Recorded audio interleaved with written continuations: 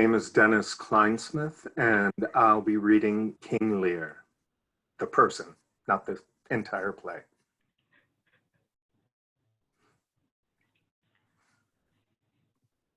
And then we have... I'm Reg Flowers, and I'll be reading Gloucester. I'm Quint Mediate, and I'll be reading Kent. I'm Vicki Morgan. I will be reading Goneril and Curan. Hey, Carolina Morones, and I'll be reading Regan. I'm Amelia Sargisson, and I'll be reading Cordelia and the Fool.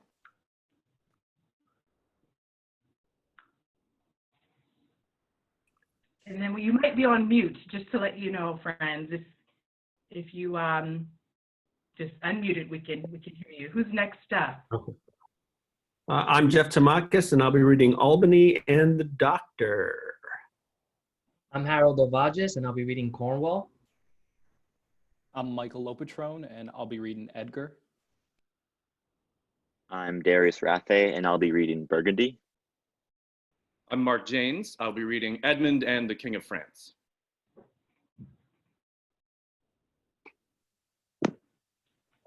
I'm Indigo, and I'll be reading Oswald. Perfect. Okay. Well, let's get started. Thank you, everyone. We're going to start with Act 1, Scene 1 in King Lear's palace. I thought the king had more affected the Duke of Albany than Cornwall.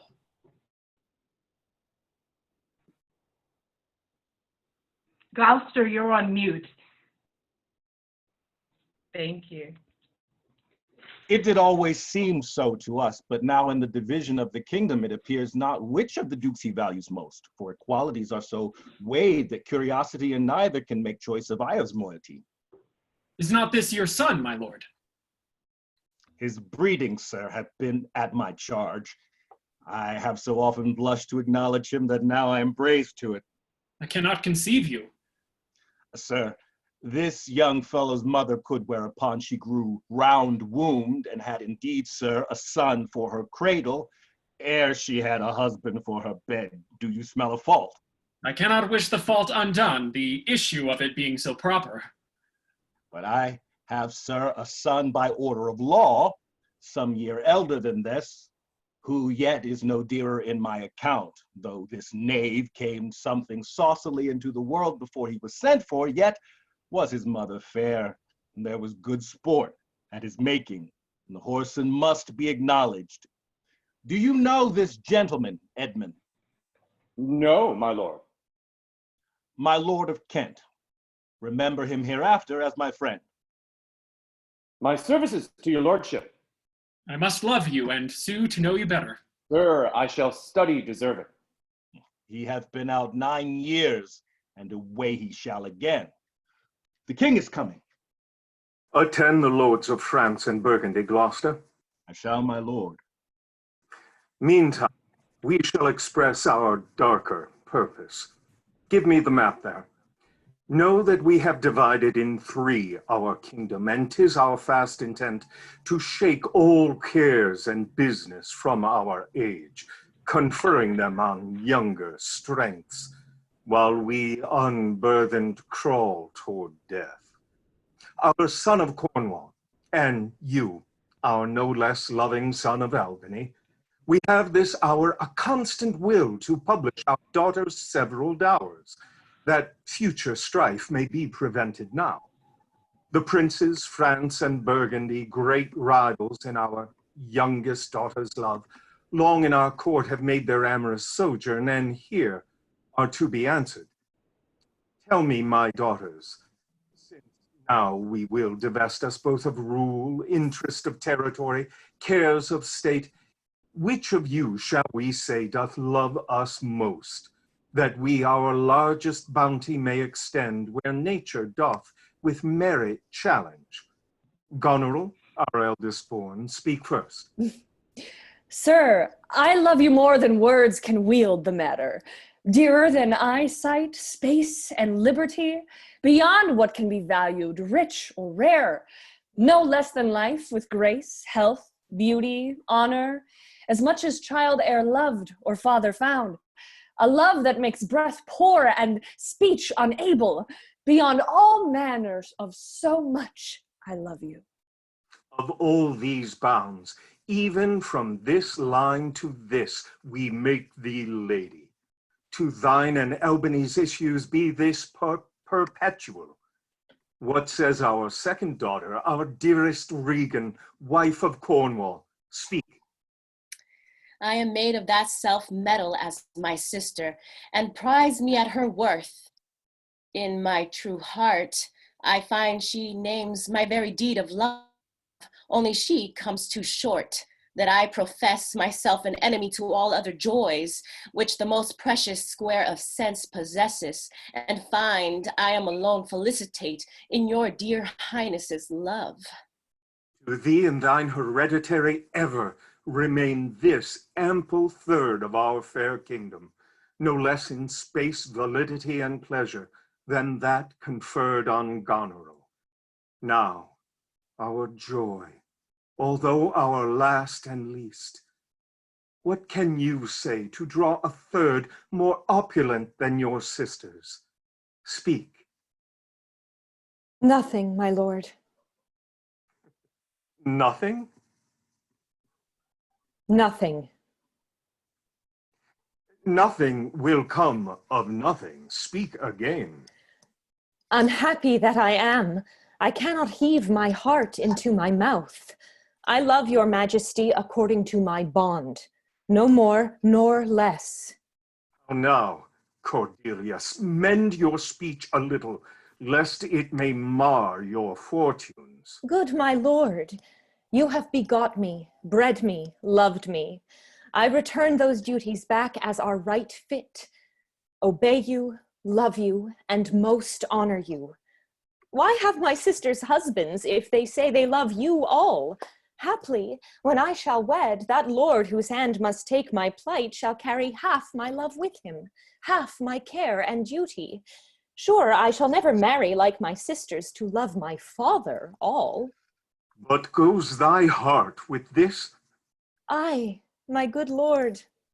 So young and so untender? So young, my lord, and true. Let it be so. Thy truth then be thy dower.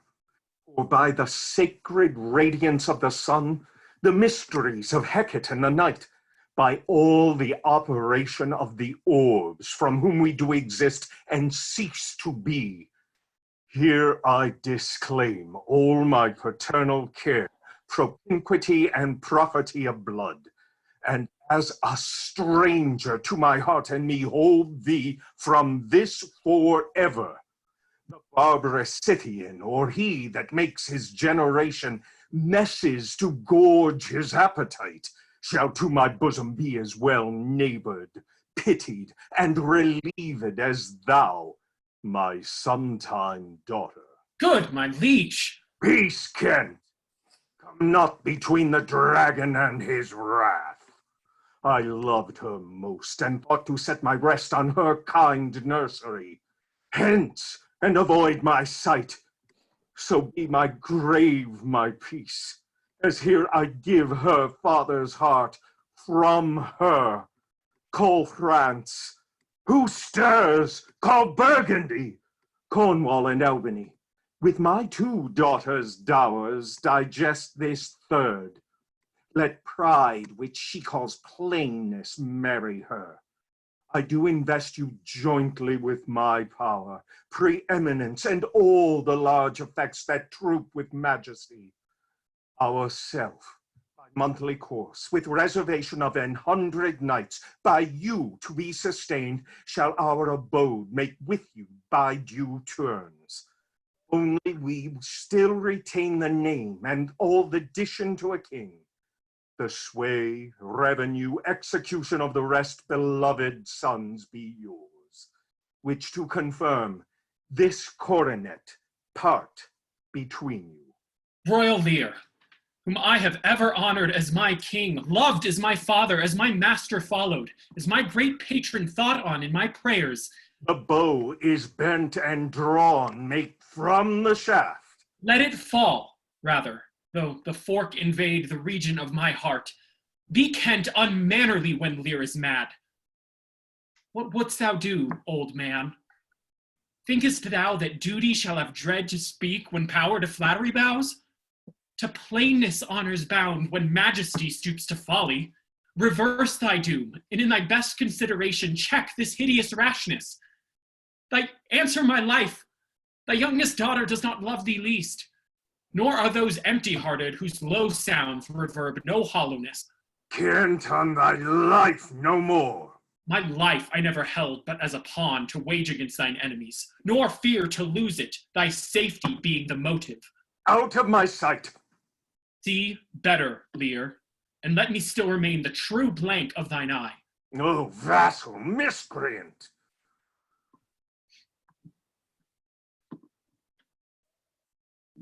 Do, kill the physician, and the fee bestow upon thy foul disease. Revoke thy doom, whilst I can vent clamor from my throat, I tell thee thou dost evil. Hear me, recreant. On thine allegiance hear me, that thou hast sought to make us break our vow, which we durst never yet, and with strange pride to come betwixt our sentence and our power, which nor our nature nor our place can bear. Our potency made good, take thy reward. 5 days do we allot thee for provision to shield thee from diseases of the world, and on the 6th to turn thy hated back upon our kingdom. If on the 10th day following thy banished trunk be found in our dominions, the moment is thy death. Away! Fare thee well, king. Since thus thou wilt appear, freedom lives hence, and banishment is here. The gods to their dear shelter take thee, maid, that justly thinks and hast most rightly said. In your large speeches may your deeds approve, that good effects may spring from words of love. Thus Kent, O princes, bids you all adieu. He'll shape his old course in a country new. Here's France and Burgundy, my noble lord. My lord of Burgundy, what in the least will you require in present dower with this daughter, or cease your quest? Most royal majesty, I crave no more than hath your highness offered, nor will you tender less. Right noble Burgundy, when she was dear to us, we did hold her so, but now her price is fallen. Sir, there she stands. If aught within that little seeming substance, or all of it, with our displeasure pieced, and nothing more, may fitly like your grace, she's there, and she is yours. I know no answer. Will you, with those infirmities she owes, unfriended, new adopted to our hate, dowered with our curse, and strangered with our oath, take her or leave her? Pardon me, royal sir. Election makes not on such conditions. Then leave her, sir, for by the power that made me, I tell you all her wealth. For you, great king, I would not from your love make such a stray to match you where I hate. Therefore beseech you to vert your liking a more worthier way, than on a wretch whom nature is ashamed almost to acknowledge hers. This is most strange, that she whom even but now was your best object, the argument of your praise, balm of your age, most best, most dearest, should in this trice of time commit a thing so monstrous to dismantle so many folds of favor. Sure, her offense must be of such a natural degree that monsters it, or your forevouched affection fall into taint, which to believe of her must be a faith that reason without a miracle could never plant in me. I yet beseech your majesty, if, for I want that glib and oily art to speak and purpose not, since what I well intend, I'll do it before I speak, that you make known it is no vicious blot, murder or foulness, no unchaste action or dishonored step that hath deprived me of your grace and favor, but even for want of that for which I am richer. A still soliciting eye, and such a tongue that I am glad I have not, though not to have it hath lost me in your liking. Better thou hadst not been born than not to please me better. Is it but this? A tardiness in nature which often leaves the history unspoke that it intends to do? My lord of Burgundy, what say you to the lady? Love's not love when it is mingled with regards that stands aloof from the entire point. Will you have her? She is herself a doubt.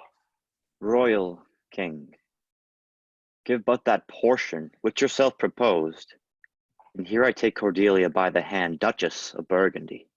Nothing. I have sworn I am firm.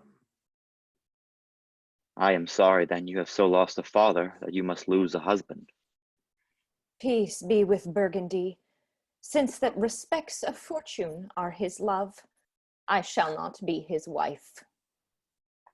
Fairest Cordelia, thou art most rich, being poor, most choice forsaken, and most loved despised. Thee and thy virtues here I seize upon, be it lawful I take up what's cast away. Gods, 'tis strange that from their colt's neglect my love should kindle to inflamed respect. Thy dowerless daughter, king, thrown to my chance, is queen of us, of ours, and our fair France. Not all the dukes of Waterish Burgundy can buy this unprized precious maid of me. Bid them farewell, Cordelia. Though unkind, thou losest here a better where to find. Thou hast her, France, let her be thine.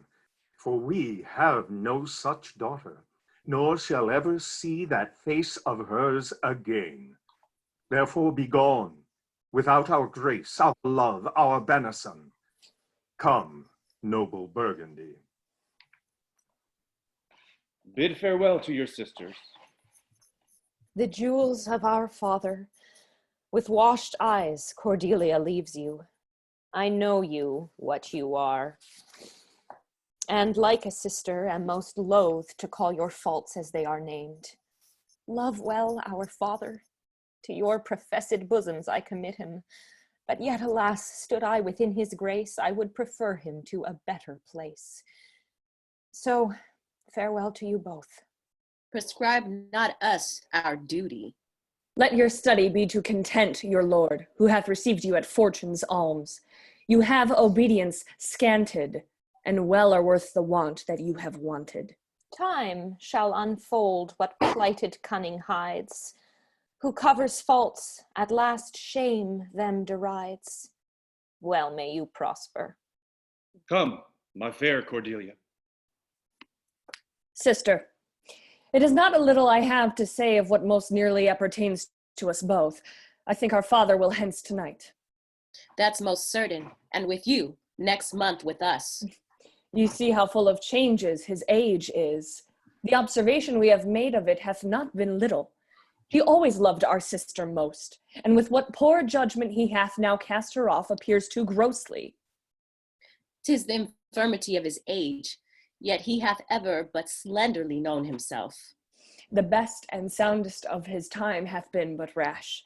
Then must we look from his age to receive not alone the imperfections of long engrafted condition, but therewithal the unruly waywardness that infirm and choleric years bring with them. Such unconstant starts are we like to have from him as this of Kent's banishment. There is further compliment of leave-taking between France and him. Pray you, let's hit together. If our father carry authority with such disposition as he bears, this last surrender of his will but offend us. We shall further think on't. We must do something, and in the heat.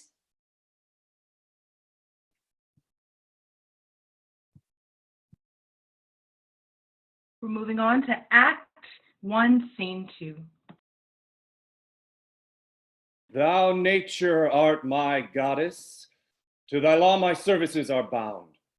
Wherefore should I stand in the plague of custom and permit the curiosity of nations to deprive me, for that I am some 12 or 14 moonshines lag of a brother? Why bastard? Wherefore base, when my dimensions are as well compact, my mind is generous, and my shape is true as honest madam's issue? Why brand they us with base, with baseness, bastardy, base, who in the lusty stealth of nature take more composition and fierce quality than doth within a dull, stale, tired bed, go to the creating a whole tribe of fops, got tweens asleep and wake? Well then, legitimate Edgar, I must have your land. Our father's love is to the bastard Edmund as to the legitimate. Fine word, legitimate. Well, my legitimate, if this letter speed and my invention thrive, Edmund the base shall top the legitimate. I grow, I prosper. Now, gods, stand up for bastards. Kent banished thus, and France in choler parted, and the king gone tonight prescribed his power, confined to exhibition, all this done upon the gad. Edmund, how now, what news? So please your lordship, none. Why so earnestly seek you to put up that letter? I know no news, my lord. What paper were you reading? Nothing, my lord. No, what indeed? Then that terrible dispatch of it into your pocket, the quality of nothing, hath not so need to hide itself. Let's see, come. If it be nothing, I shall not need spectacles. I beseech you, sir, pardon me. It is a letter from my brother that I have not at all or read, and for so much as I have perused, I find it not fit for your o'erlooking. Give me the letter, sir. I shall offend either to detain or give it. The contents, as in part I understand them, are to blame. Let's see, let's see. I hope for my brother's justification, he wrote this but as an essay or a taste of my virtue. Policy and reverence of age makes the world bitter to the best of our times, keeps our fortunes from us till our oldness cannot relish them. I begin to find an idle and fond bondage in the oppression of age tyranny, who sways not as it hath power, but as it is suffered. Come to me, that of this I may speak more. If our father would sleep till I waked him, you should have half his revenue forever, and live the beloved of your brother, Edgar. Huh! Conspiracy, sleep till I waked him. You should enjoy half his revenue. My son, Edgar, had he a hand to write this, a heart and brain to breed it, and when came this to you? Who brought it? It was not brought me, my lord. There's the cunning of it. I found it thrown in at the casement of my closet. You know the character to be your brother's. If the matter were good, my lord, I dare swear it were his, but in respect of that, I would fain think it were not. It is his. It is his hand, my lord. But I hope his heart is not in the contents. Hath he never heretofore sounded you in this business? Never, my lord. But I have heard him oft maintain it to be fit that sons at a perfect age and fathers decline, the father should be his ward to the son, and the son manage his revenue. Oh, villain! Villain, his very opinion in the letter, abhorred villain, unnatural, detested, brutest villain, worse than brutish. Go, sirrah, seek him, I'll apprehend him. Abominable villain, where is he? I do not yet well know, my lord. If it shall please you to suspend your indignation against my brother, till you can derive from him better testimony of his intent, you shall run a certain course, where, if you violently proceed against him, mistaking his purpose, it would make a great gap in your own honor, and shake in pieces the heart of his obedience. I dare pawn down my life for him, that he hath wrote this to feel my affection to your honor, and to no further pretense of danger. Think you so? If your honor judge it meet, I will place you, where you shall hear us confer of this, and by an oracular assurance have your satisfaction, and that without any further delay than this very evening. He cannot be such a monster. Edmund, seek him out. Wind me into him, I pray you. frame the business after your own wisdom. I would unsate myself to be in a due resolution. I will seek him, sir, presently. Convey the business as I shall find means and acquaint you with all. These late eclipses in the sun and moon portend no good to us. Though the wisdom of nature can reason it thus and thus, yet nature finds itself scourged by the sequent events. Love cools, friendship falls off, brothers divide. In cities, mutinies, in countries, discord, in palaces, treason, and the bond cracked twixt son and father.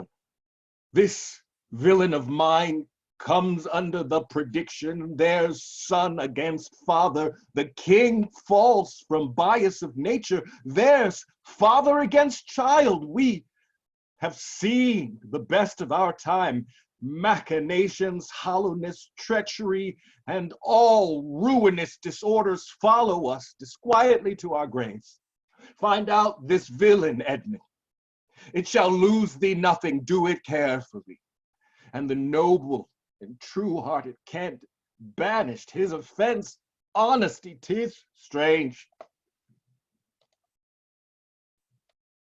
This is the excellent foppery of the world, that when we are sick in fortune, often the surfeit of our own behavior, we make guilty our disasters the sun, the moon, and the stars, as if we were villains by necessity, fools by heavenly compulsion, knaves, thieves, and treacherous by spherical predominance, drunkards, liars, and adulterers by an enforced obedience of planetary influence, and all that we are evil in by a divine thrusting on, an admirable evasion of a whoremaster man to lay his goatis disposition to the charge of a star. My father compounded with my mother under the dragon's tail, and my nativity was under Ursa Major, so that it follows I am rough and lecherous.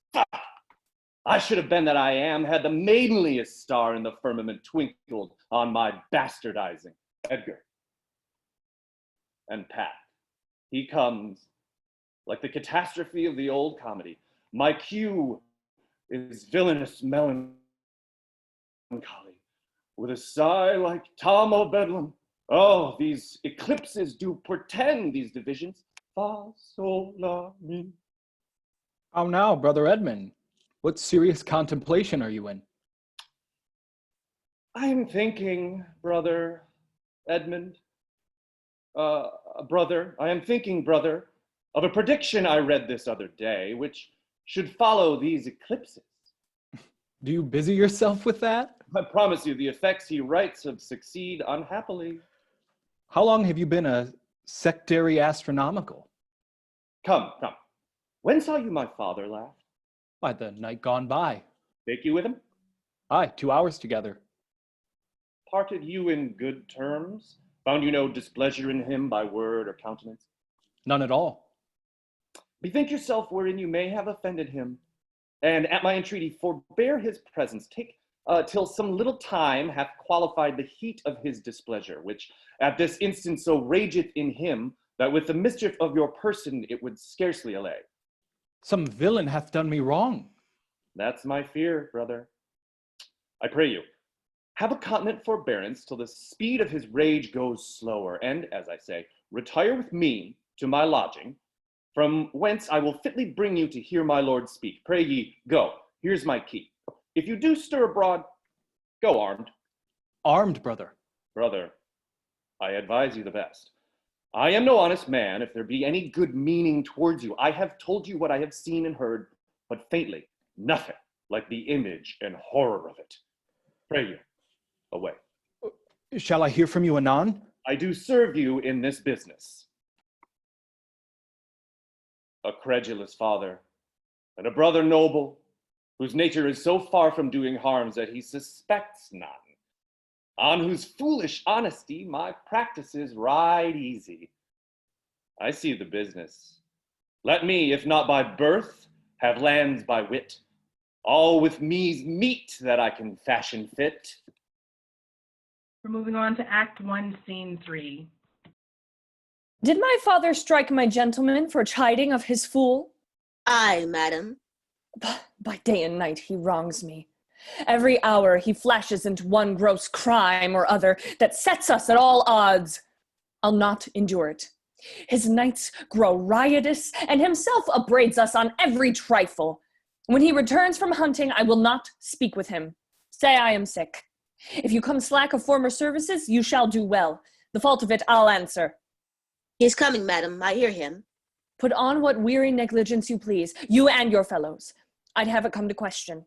If he distaste it, let him to my sister, whose mind and mine I know in that are one. Remember what I have said. Well, madam. And let his knights have colder looks among you. What grows of it, no matter. Advise your fellows so. I would read from hence occasions, and I shall, that I may speak. I'll write straight to my sister, to hold my course. Go, prepare for dinner.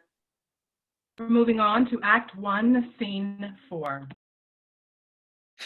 But as well I other accents borrow that can my speech diffuse, my good intent may carry through itself to that full issue for which I raised my likeness. Now, banished Kent, if thou canst serve where thou dost stand condemned, so may it come. Thy master, whom thou lovest, shall find me full of labors. Let me not stay a jot for supper. Go, get it ready. How now? What art thou? Ma'am, sir? What dost thou profess? What wouldst thou with us? Well, I do profess to be no less than I seem, to serve him truly that will put me in trust, to love him that is honest, to converse with him that is wise and says little, to fear judgment, to fight when I cannot choose, and to eat no fish. What art thou? A very honest-hearted fellow, and as poor as the king. If thou be as poor for a subject as he is for a king, thou art poor enough. What wouldst thou? A service. Who wouldst thou serve? You. Dost thou know me, fellow? No, sir, but you have that in your countenance which I would fain call master. What's that? Authority. What services canst thou do? I can keep honest counsel, ride, run, mar a curious tale in telling it, and deliver a plain message bluntly. That which ordinary men are fit for, I am qualified in, and the best of me is diligence.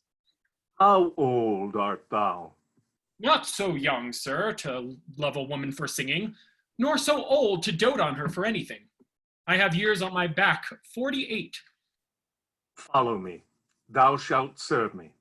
If I like thee no worse after dinner, I will not part from thee yet. Dinner! Ho! Where's my knave, my fool? Go you and call my fool hither. You, Sirrah, where's my daughter? So please you. What says the fellow there? Call the clotpole back. Where's my fool? Oh, I think the world's asleep. How now? Where's that mongrel? He says, my lord, your daughter is not well. Why came not the slave back to me when I called him? Sir, he answered me in the roundest manner. He would not. He would not. My lord, I know not what the matter is, but to my judgment your highness is not entertained with the ceremonious affection as you were wont. There's a great abatement of kindness appears, as well in the general dependence as in the duke himself also and your daughter. Sayest thou so? I beseech you, pardon me, my lord, if I be mistaken, for my duty cannot be silent when I think your highness wronged. Thou but rememberest me of mine own conception. I have perceived a most faint neglect of late, which I have rather blamed as mine own jealous curiosity than as a very pretense and purpose of unkindness. I will look further into it. But where's my fool? I have not seen him this 2 days. Since my young lady is going into France, sir, the fool hath much pined away. No more of that. I have noted it well. Go you, and tell my daughter I would speak with her. Go you call hither my fool. Oh, you, sir, you. Come you hither, sir. Who am I, sir? My lady's father. My lady's father, my lord's knave, you horse and dog, you slave, you cur. I am none of these, my lord. I beseech your pardon. You bandy looks with me, you rascal. I'll not be struck, my lord. Ah, nor tripped neither, you base football player. Thank thee, fellow. Thou servest me, and I'll love thee. Come, sir, arise, away. I'll teach you differences. Away, away! If you will measure your lover's length again, tarry, but away. Go to. Have you wisdom? So? Now, my friendly knave, I thank thee. There's earnest of thy service. Let me hire him too. Here's my coxcomb. How now, my pretty knave, how dost thou? Sirrah, you were best. Take my coxcomb. Why, fool? Why?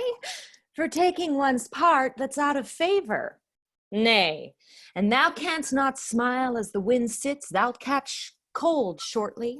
There, take my coxcomb. Why, this fellow has banished two of his daughters, and did the third a blessing against his will.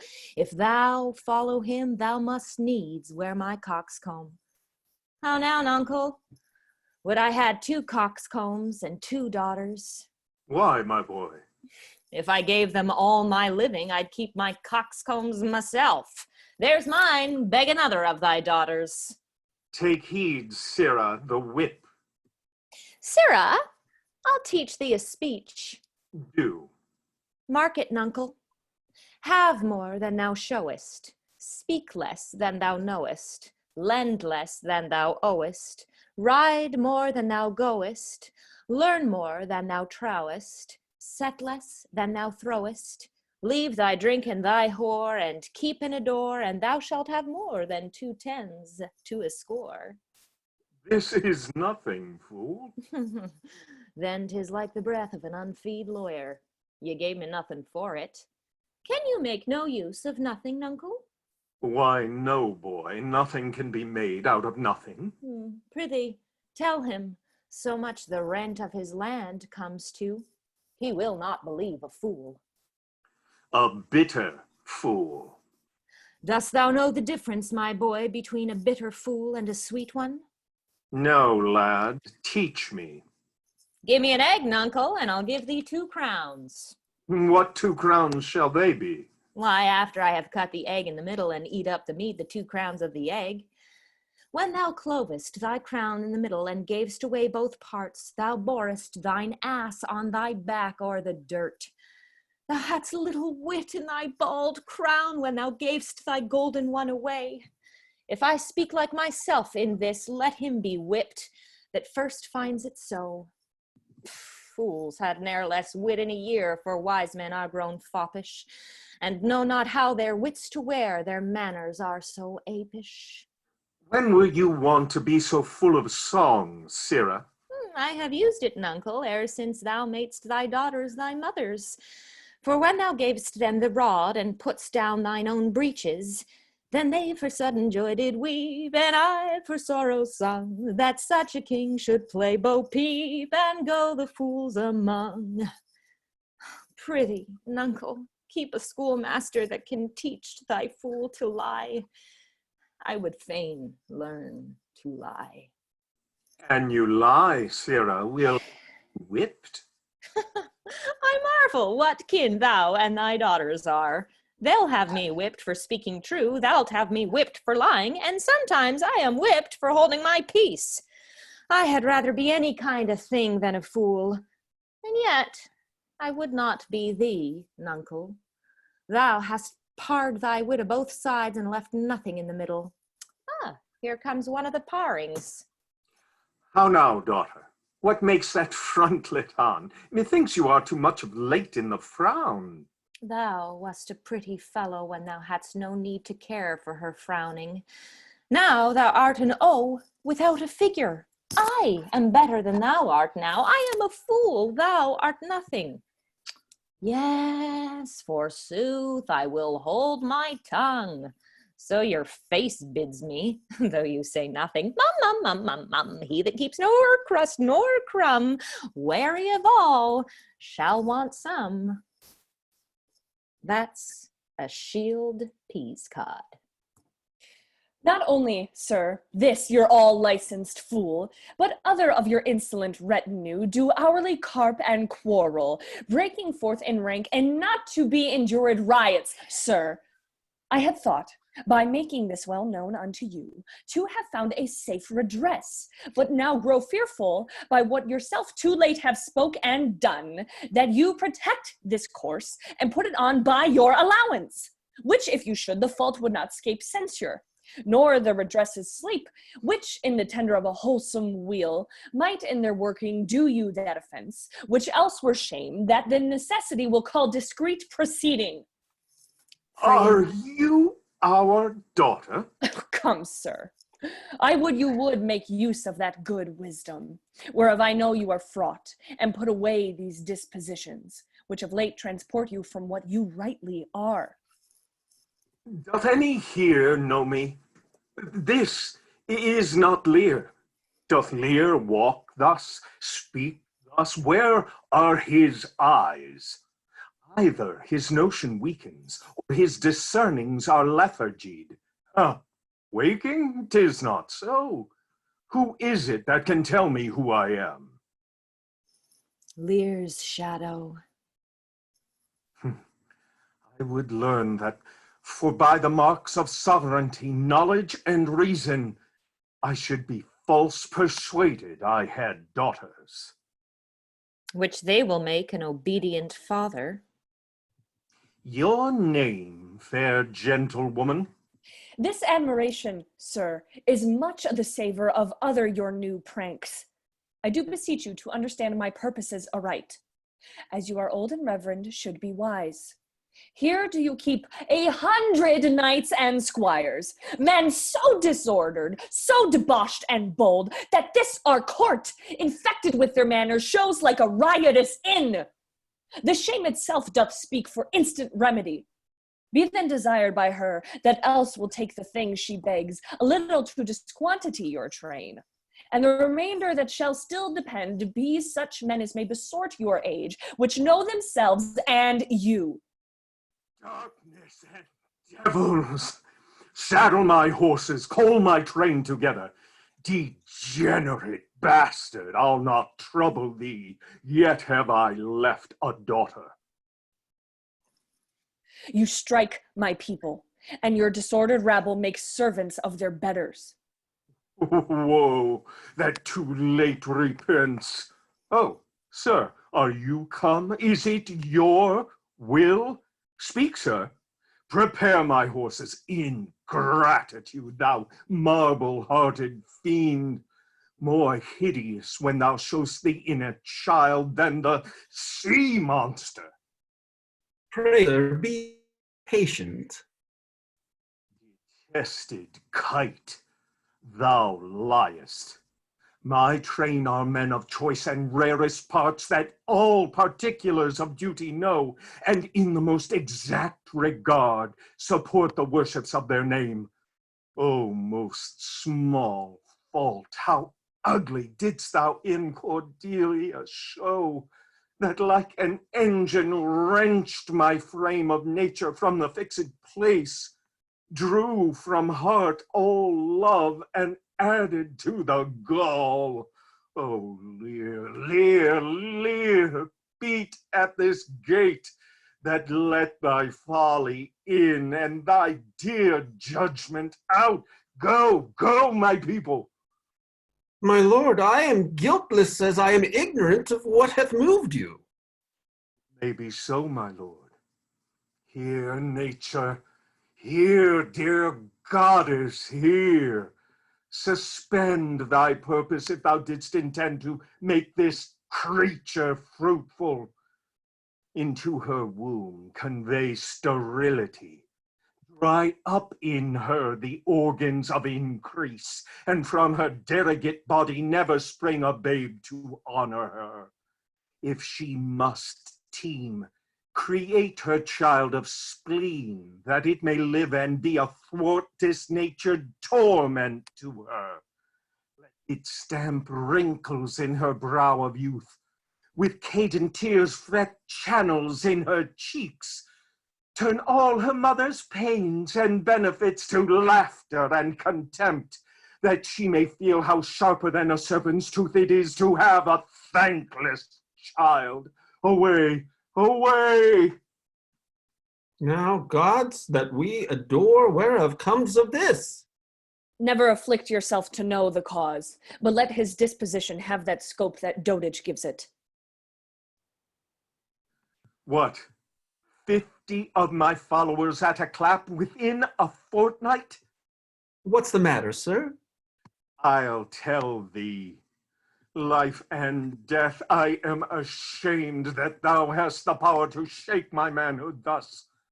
That these hot tears which break from me perforce should make thee worth them. Blasts and fogs upon thee. The untented woundings of a father's curse pierce every sense about thee. Old fond eyes, beweep this cause again. I'll pluck thee out and cast you with the waters that you loose to temper clay. Yea, is it come to this? Let it be so. I have another daughter who I am sure is kind and comfortable. When she shall hear this of thee, with her nails she'll flay thy wolvish visage. I shall find that I'll resume the shape which thou dost think I have cast off forever. Thou shalt, I warrant thee. Do you mark that? I cannot be so partial, Goneril. To the great love I bear you. Pray you, content. What, Oswald, ho! You, sir, more knave than fool, after your master. Uncle Lear, tarry. Take the fool with thee.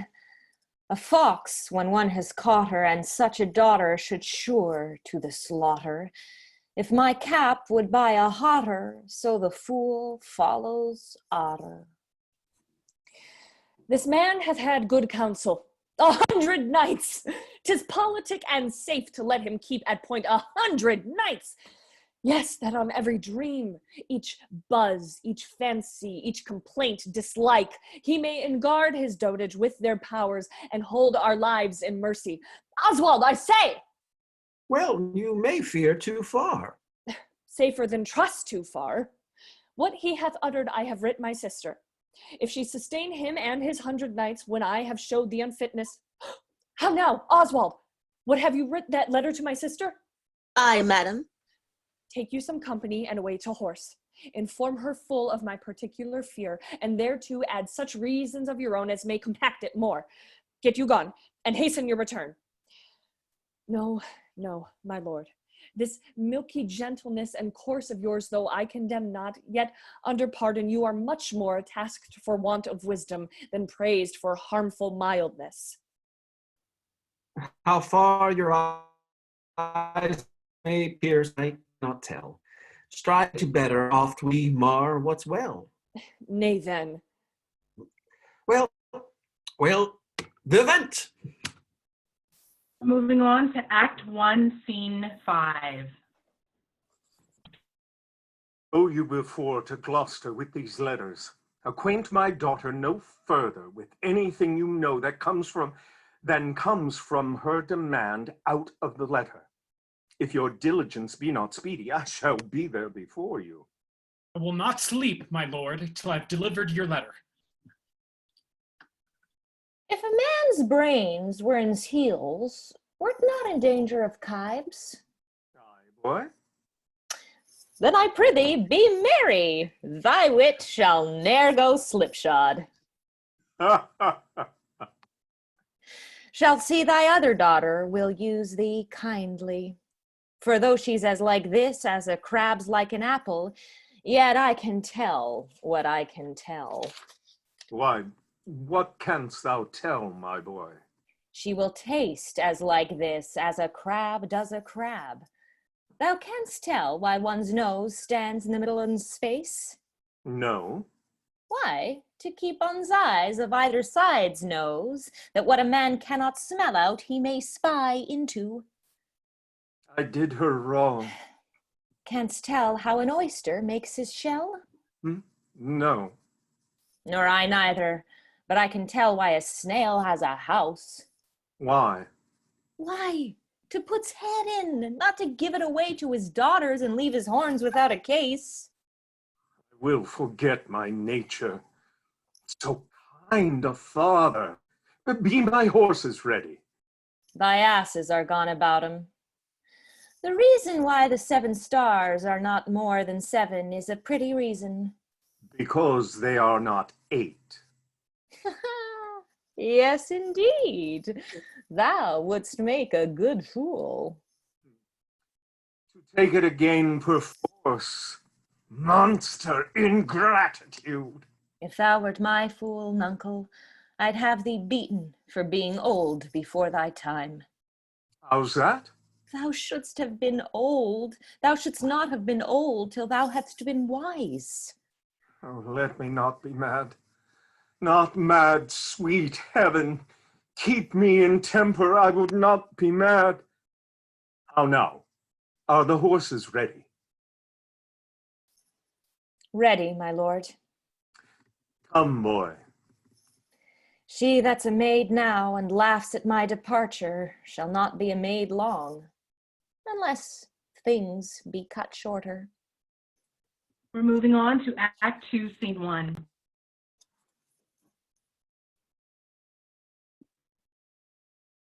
Save thee, Curan. And you, sir. I have been with your father and given him notice that the Duke of Cornwall and Regan, his Duchess, will be here with him this night. How comes that? Nay, I know not. You have heard of the news abroad? I mean the whispered ones, for they are yet but ear-kissing arguments. Not I. Pray you, what are they? Have you heard of no likely wars twixt the Dukes of Cornwall and Albany? Not a word. You may do then, in time. Fare you well, sir.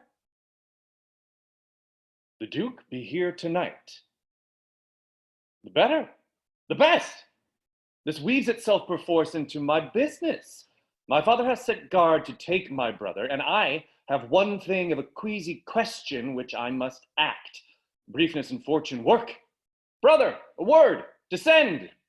Brother, I say. My father watches. Oh, sir, fly this place. Intelligence is given where you are hid. You have now the good advantage of the night.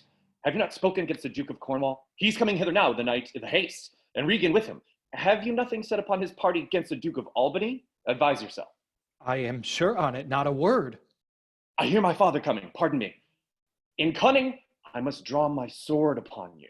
Draw, seem to defend yourself. Now quit you well. Yield! Come before my father. Light, ho! Here! Fly, brother. Torches! Torches! So, farewell.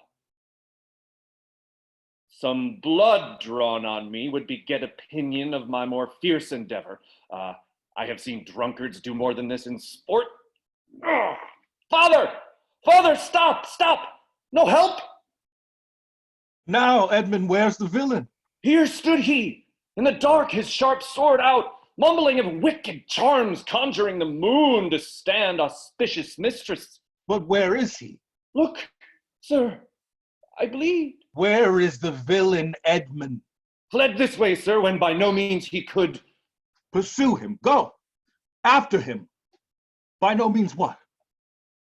Persuade me to the murder of your lordship. But that I told him that the revenging gods gainst Parricides did all their thunders bend. Spoke with how manifold and strong a bond the child was bound to the father. Sir, in fine seeing how loathly opposite I stood to his unnatural purpose, in fell motion with his prepared sword he charges home my unprovided body, lanced my arm. But when he saw my best alarmed spirits, bold in the quarrel's right, roused to the encounter, or whether gasted by the noise I made, full suddenly he fled. Let him fly far. Not in this land shall he remain uncaught and found. Dispatch!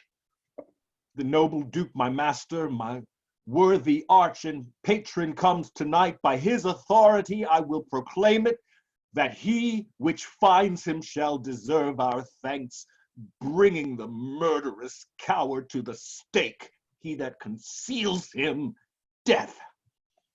When I dissuaded him from his intent, and found him piked to do it, with cursed speech I threatened to discover him. He replied, "Thou unpossessing bastard, dost thou think, if I would stand against thee, would the proposal of any trust, virtue, or worth in thee make thy words faith? No. What I should deny as this I would, thou didst produce my very character. I'd turn it all to thy suggestion, plot, and damned practice, and thou must make a dullard of the world if they not thought the profits of my death were very pregnant with potential spurs to make thee seek it." Strange and fastened villain! Would he deny his letter? I never got him. Hark, the Duke's trumpets. I know not why he comes. All ports I'll bar, the villain shall not scape. The Duke must grant me that, besides his picture, I will send far and near, that all the kingdom may have the due note of him, and of my land. Loyal and natural boy, I'll work the means to make thee capable. How now, my noble friend? Since I came hither, which I can call but now, I have heard strange news. If it be true, all vengeance comes too short, which can pursue the offender. How dost, my lord? Oh, madam, my old heart is cracked. It's cracked. What? Did my father's godson seek your life? He whom my father named your Edgar? Oh, lady, shame would have it hid. Was he not companion with the riotous knights that tend upon my father? I know not, madam. 'Tis too bad, too bad. Yes, madam, he was of that consort. No marvel then, though he were ill affected, 'tis they have put him on the very old man's death to have the expense and waste of his revenues. I have this present evening from my sister been well informed of them, and with such cautions that if they come to sojourn at my house, I'll not be there. Nor I, assure thee, Regan. Edmund, I hear that you have shown your father a childlike office. 'Twas my duty, sir. He did bewray his practice and received this hurt, you see, striving to apprehend him. Is he pursued? Aye, my good lord. If he be taken, he shall never more be feared of doing harm. Make your own purpose how in my strength you please. For you, Edmund, whose virtue and obedience does this instant so much commend itself, you shall be ours. Nature of such deep trust we shall much need. You we first seize on. I shall serve you, sir, truly, however else. For him I thank your grace. You know not why we came to visit you. Thus out of season, threading dark night, occasions, noble Gloucester, of some prize wherein we must have your use of your advice. Our father he hath writ, so hath our sister, of differences, which I best thought it fit to answer from our home. Our good old friend, lay comforts to your bosom, and bestow your needful counsel to our business, which craves the instant use. I serve you, madam. Your graces are right welcome. Moving on to Act 2, Scene 2. Good dawning to thee, friend. Art of this house? Aye. Where may we set our horses? In the mire. Prithee, if thou lovest me, tell me. I love thee not. Why? Then I care not for thee. If I had thee in Lipsbury pinfold, I would make thee care for me. Why dost thou use me thus? I know thee not. Fellow, I know thee. What dost know me for? A knave, a rascal, an eater of broken meats, a base, proud, shallow, beggarly, three-suited, 100-pound, filthy, worsened stocking knave, a lily-livered, action-taking, whoreson, glass-gazing, super-serviceable, finical rogue, a one-trunk inheriting slave, one that wouldst be a bawd in a way of good service, and art nothing but the composition of a knave, beggar, coward, pander, and the son and heir of a mongrel bitch, one whom I will beat into clamorous whining if thou deniest the least syllable of thy addition. Why, what a monstrous fellow art thou, thus to rail on one that is neither known of thee nor knows thee. What a brazen-faced varlet art thou to deny thou knowest me. Is it 2 days since I tripped up thy heels and beat thee before the king? Draw, you rogue, for though it be night, yet the moon shines. I'll make a sop of the moonshine of you, you whoreson, culinary, barber, mongrel. Draw! Away, I have nothing to do with thee. Draw, you rascal! You come with letters against the king, and take vanity the puppet's part against the royalty of our father. Draw, you rogue, or I'll so carnabado you shanks. Draw, you rascal, come your ways. Help, ho, murder, help. Strike, you slave. Stand, rogue. Stand, you neat slave. Strike. Help, ho, murder, murder. How now, what's the matter? Part. With you, goodman boy, if you please. Come, I'll flesh ye. Come on, young master. Weapons, arms, what's the matter here? Keep peace upon your lives. He dies that strikes again. What is the matter? The messengers from our sister and the king. What is your difference? Speak. I am scarce in breath, my lord. No marvel. You have so bestirred your valor, you cowardly rascal, nature disclaims in thee. A tailor made thee. Thou art a strange fellow. A tailor make a man? A tailor, sir. A stone cutter or painter could not have made him so ill, though he had been but 2 hours of the trade. Speak yet, how grew your quarrel? This ancient ruffian, sir, whose life I have spared at suit of his grey beard. Thou whoreson Zed, thou unnecessary letter. My lord, if you will give me leave, I will tread this unbolted villain into mortar and daub the wall of a jakes with him. Spare my grey beard, you wagtail. Peace, sirrah, you beastly knave, know you no reference? Yes, sir, but anger hath a privilege. Why art thou angry? That such a slave as this should wear a sword, who wears no honesty. Such smiling rogues as these, like rats, oft bite the holy cords of twain, which are too in interest to unloose, smooth every passion that in the nature of their lords rebel, bring oil to fire, snow to the colder moods, renege, affirm, and turn their halcyon beaks with every gale in vary of their masters, knowing not like dogs, but following, a plague upon your epileptic visage. Smile you my speeches as I were a fool. Goose, if I had you upon Sarum Plain, I'd drive you cackling home to Camelot. What, art thou mad, old fellow? How fell you out? Say that. No contraries hold more antipathy than I and such a knave. Why dost thou call him a knave? What's his offense? His countenance likes me not. No more perchance does mine, nor his, nor hers? Sir, 'tis my occupation to be plain. I have seen better phases in my time than stands on any shoulder than I see before me at this instant. This is some fellow, who having been praised for bluntness, doth affect a saucy roughness, and constrains the garb quite from his nature. He cannot flatter. He an honest mind and plain, he must speak truth, and they will take it. So, if not, he's plain. These kind of knaves I know, which in this plainness harbor more craft and more corrupt their ends than 20 silly ducking up servants that stretch their duties nicely. Sir, in good faith and sincere verity, under the allowance of your great aspect, whose influence, like the wealth of radiant fire on flickering Phoebus's front. What mean'st by this? To go out of my dialect, which you discommend so much. I know, sir, I am no flatterer. He that beguiled you in a plain accent was a plain knave, which for my part I will not be, though I should win your displeasure and to entreat me to it. What was the offense you gave him? I never gave him any.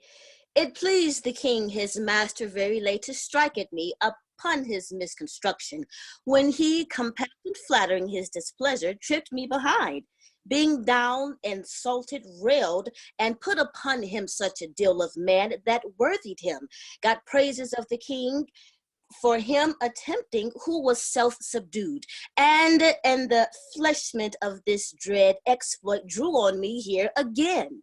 None of these rogues and cowards, but Ajax is their fool.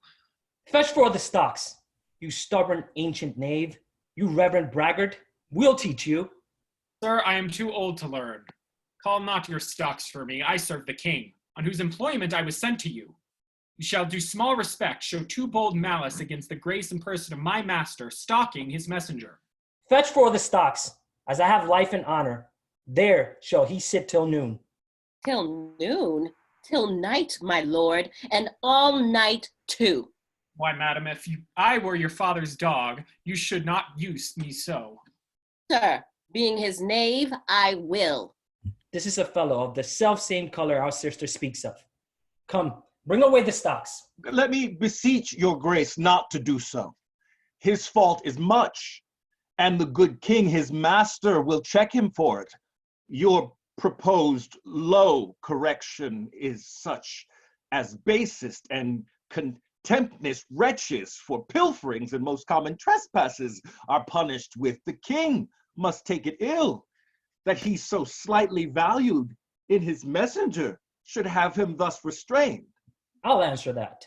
My sister may receive it much more worse, to have her gentleman abused, assaulted, for following her affairs. Put in his legs. Come, my good lord, away. I'm sorry for thee, friend. 'Tis the Duke's pleasure, whose disposition all the world well knows will not be rubbed nor stopped. I'll entreat for thee. Pray do not, sir. I have watched and traveled hard. Sometime after I sleep out, the rest I'll whistle. A good man's fortune may grow out at heels. Give you good morrow. The Duke's to blame in this. 'Twill be ill taken. Good king, that must approve the common saw. Thou out of heaven's benediction comest to the warm sun. Approach, thou beacon, to this underglobe, that by thy comfortable beams I may peruse this letter. Nothing almost seems miracles but misery. I know 'tis from Cordelia, who hath most fortunately been informed of my obscured course, and shall find time from this enormous state, seeking to give losses their remedies. All weary and overwatched take vantage, heavy eyes not to behold this shameful lodging. Fortune, good night. Smile once more. Turn thy wheel. We're moving on to Act 2, Scene 3. I heard myself proclaimed, and by the happy hollow of a tree escaped the hunt.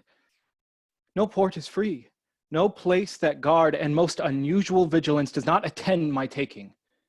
While I may escape, I will preserve myself, and am bethought to take the basest and most poorest shape that ever penury, in contempt of man brought near to beast, my face I'll grime with filth, blanket my loins, elf all my hair in knots, and with presented nakedness outface the winds and persecutions of the sky. The country gives me proof and precedent of bedlam beggars who with roaring voices strike in their numbed and mortified bare arms pins, wooden pricks, nails, sprigs of rosemary, and with this horrible object from low farms, poor pelting villages, sheepcotes and mills, sometime with lunatic bands, sometime with prayers enforce their charity. Poor Turley God, poor Tom, that's something yet. Edgar, I nothing am. We're moving on to Act 2, Scene 4. It is strange that they should so depart from home and not send back my messenger. As I learned the night before, there was no purpose in them of this remove. Hail to thee, noble master. Ha! Makest thou this shame thy pastime? No, my lord. Ah, he wears cruel garters. Horses are tied by the heads, dogs and bears by the neck, monkeys by the loins, and men by the legs. When a man's over lusty at legs, then he wears wooden nether stocks. What's he that hath so much thy place mistook to set thee here? It is both he and she, your son and daughter. No. Yes. No, I say. I say yea. No, no, they would not. Yes, they have. They durst not do it. They could not, would not do it. 'Tis worse than murder to do upon respect such violent outrage. Resolve me with all modest haste, which way thou mightest deserve, or they impose this usage coming from us.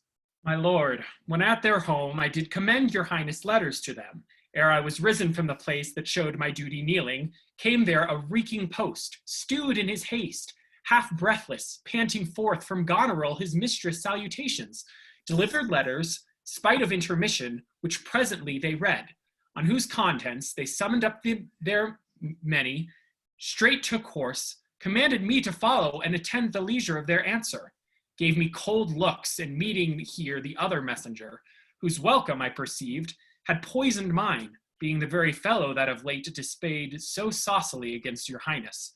Having more man than wit about me, drew. He raised the house with loud and coward cries. Your son and daughter found this trespass worth the shame which here it suffers. Oh, how this mother swells up toward my heart. Hysterica passio down, thou climbing sorrow, thy elements below.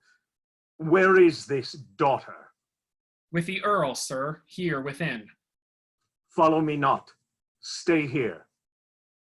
Made you no more offense but what you speak of. None. How chance the king comes with so small a train?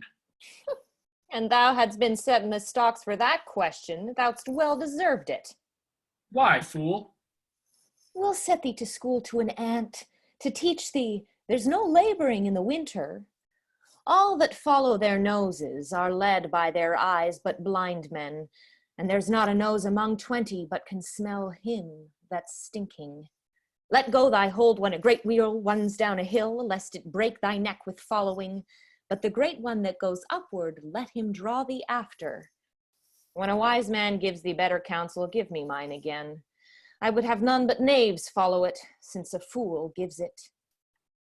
That sir, which serves and seeks for gain, and follows but for form, will pack when it begins to rain, and leave thee in a storm. But I will tarry, the fool will stay, and let the side man fly. The knave turns fool that runs away, the fool no knave per day. Where learned you this, fool? Not in the stocks, fool. Deny to speak with me? They are sick, they are weary, they have traveled all the nightmare fetches, the images of revolt and flying off. Fetch me a better answer. My dear lord, you know the fiery quality of the Duke, how unremovable and fixed he is in his own course. Vengeance, plague, death, confusion. Fiery? What quality? Why, Gloucester, I'd speak with the Duke of Cornwall and his wife. Well, good my lord, I have informed them so. Informed them? Dost thou understand me, man? Aye, my good lord. The king would speak with Cornwall. The dear father would with his daughter speak. Commands, tends, service. Are they informed of this? My breath and blood fiery? The fiery Duke? Tell the hot Duke that... No, but not yet. Maybe he is not well. Infirmity doth still neglect all office whereto our health is bound. We are not ourselves when nature, being oppressed, commands the mind to suffer with the body. I'll forbear, and am fallen out with my more headier will, to take the indisposed and sickly fit for the sound man. Death on my state! Wherefore should he sit here? This act persuades me that this remotion of the Duke in her is practice only. Give me my servant forth. Go, tell the Duke and's wife I'd speak with them. Now, presently, bid them come forth and hear me, or at their chamber door I'll beat the drum till it cries sleep to death. I would have all be well betwixt you. Oh me, my heart, my rising heart. Cry to it, nuncle, as the Cockney did to the eels when she put him in the paste alive. She napped him, the coxcombs, with a stick and cried, "Down, wantons, down!" 'Twas her brother that, in pure kindness to his horse, buttered his hay. Morrow to you both. Hail to your grace. I am glad to see your highness. Regan, I think you are. I know what reason I have to think so. If thou shouldst not be glad, I would divorce me from thy mother's tomb, sepulchring an adulteress. Oh, are you free? Some other time for that. Beloved Regan, thy sister's not. Oh, Regan, she hath tied sharp-toothed unkindness like a vulture here. I can scarce speak to thee. Thou'lt not believe with how depraved a quality. Oh, Regan. I pray you, sir, take patience. I have hope. You less know how to value her desert than she to scant her duty. Say, how is that? I cannot think my sister in the least would fail her obligation. If, sir, perchance she have restrained the riots of your followers, 'tis on such ground and to such wholesome end as clears her from all blame. My curses on her. Oh, sir, you are old. Nature in you stands on the very verge of her confine. You should be ruled and led by some discretion that discerns your state better than you yourself. Therefore, I pray you that to our sister you do make return. Say you have wronged her, sir. Ask her forgiveness? Do you but mark how this becomes the house? Dear daughter, I confess that I am old. Age is unnecessary. On my knees, I beg that you'll vouchsafe me raiment, bed, and food. Good sir, no more. These are unsightly tricks. Return you to my sister. Never, Regan.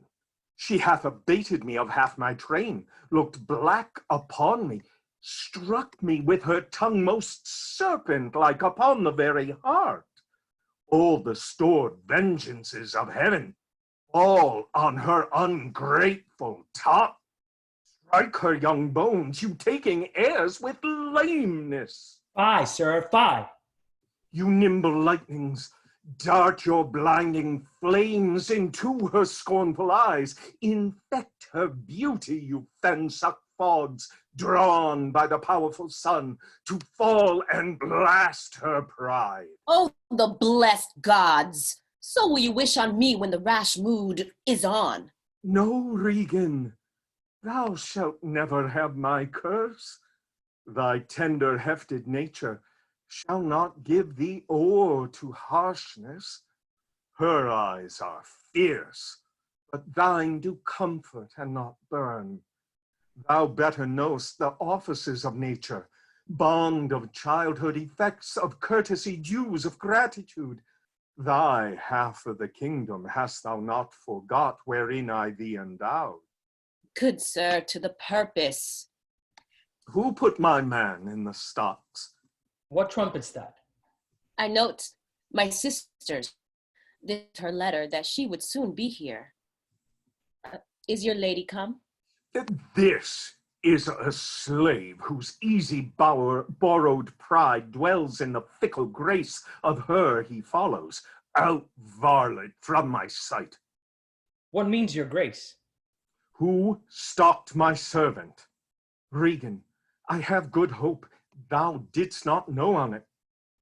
Who comes here? Oh, heavens! If you do love old men, if your sweet sway allow obedience, if yourselves are old, make it your cause. Send down and take my part. Art not ashamed to look upon this beard? O Regan, wilt thou take her by the hand? Why not by the hand, sir? How have I offended? All's not offense that indiscretion finds in dotage terms so. Oh, sides, you are too tough. Will you yet hold? How came my man in the stocks? I'd set him there, sir. But his own disorders deserve much less advancement. You? Did you? I pray you, father, being weak, seems so.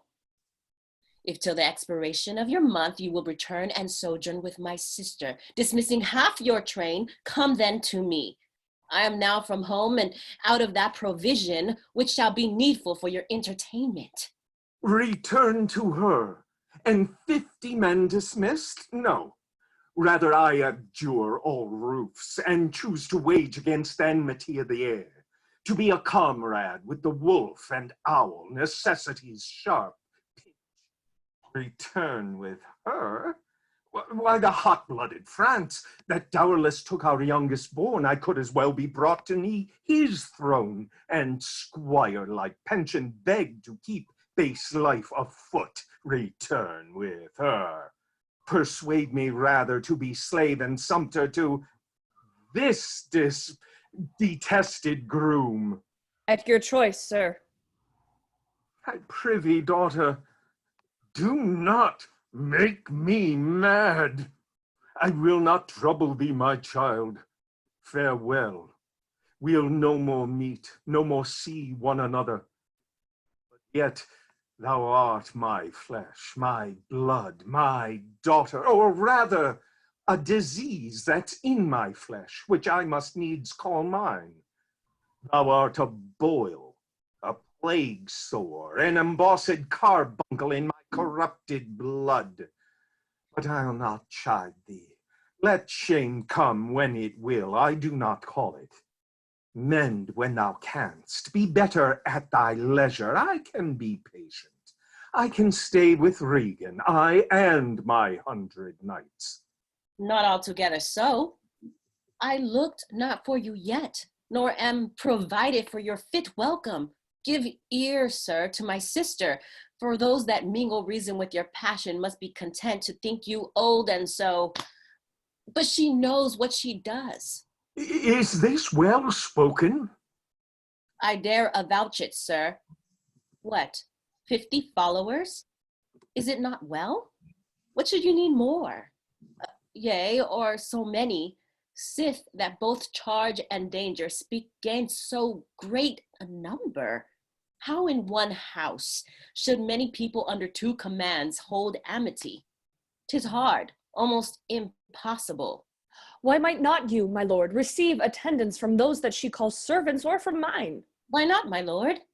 If then they chance to slack you, we could control them.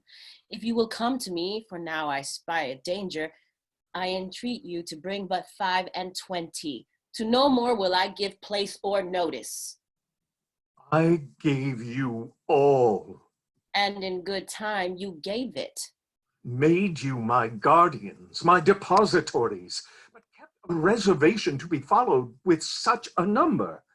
What? Must I come to you with 5 and 20? Regan said you so? And speak again, my lord, no more with me. Those wicked creatures yet do look well favored when others are more wicked. Not being the worst stands in some rank of praise. I'll go with thee. Thy 50 yet doth double 5 and 20, and thou art twice her love. Hear me, my lord.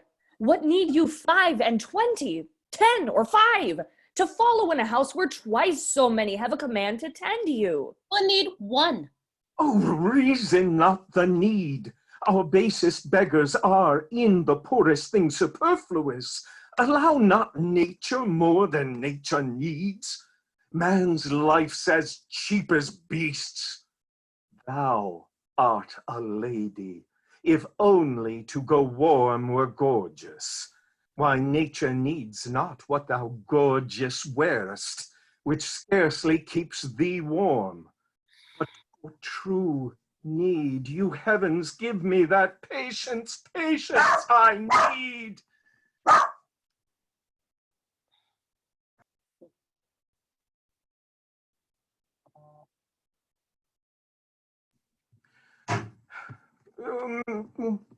You heavens, give me that patience, patience I need. You see me here, you gods, a poor old man, as full of grief as age. Oh, wretched in both. If it be you that stir these daughters' hearts against their father, fool me not so much to bear it tamely. Touch me with noble anger, and let not women's weapons, water drops, stain my cheeks. No, you unnatural hags, I will have such revenges on you both that all the world shall. I will do such things. What they are, yet I know not, but they shall be the terrors of the earth. You think I'll weep? No, I'll not weep. I have full cause of weeping, but this heart shall break into 100,000 flaws ere I'll weep. Oh, fool, I shall go mad. Let us withdraw. 'Twill be a storm. This house is little. The old man and people cannot be well bestowed. 'Tis his own blame. Hath put himself from rest and must needs taste his folly. For his particular, I'll receive him gladly, but not one follower. So am I purposed. Where is my lord of Gloucester? Followed the old man forth. He is returned. The king is in high rage. Whither is he going? He calls to horse, but will I know not whither. 'Tis best to give him way. He leads himself. My lord, entreat him by no means to stay. Alack, the night comes on, and the high winds do sorely ruffle. For many miles about, there's scarce a bush. Oh, sir, to willful men the injuries that they themselves procure must be their schoolmasters. Shut up your doors. He is attended with a desperate train, and what they may incess him to, being apt to have his ear abused, wisdom bids fear. Shut up your doors, my lord. 'Tis a wild night. My Regan counsels well. Come out of the storm. We're moving on to Act 3, Scene 1. Who's there besides foul weather? One minded like the weather most unquietly. I know you. Where's the king? Contending with the fretful elements, bids the wind blow the earth into the sea, or swell the curled water above the main, that things might change or cease. But who is with him? None but the fool, who labors to outjest his heart-struck injuries. Sir, I do know you, and dare upon the warrant of my note commend a dear thing to you. There is division, although as yet the face of it be covered with mutual cunning twixt Albany and Cornwall, but true it is, from France there comes a power into this scattered kingdom, who already, wise in our negligence, have secret feet in some of our best ports, and are at point to show their open banner. Now to you, if on my credit you dare build so far to make your speed to Dover, you shall find some that will thank you, making just report of how unnatural and bemaddening sorrow the king hath caused to plain. I am a gentleman of blood and breeding, and for some knowledge and assurance offer this office to you. I will talk further with you. No, do not. For confirmation that I am much more than my outwall, open this purse and take what it contains.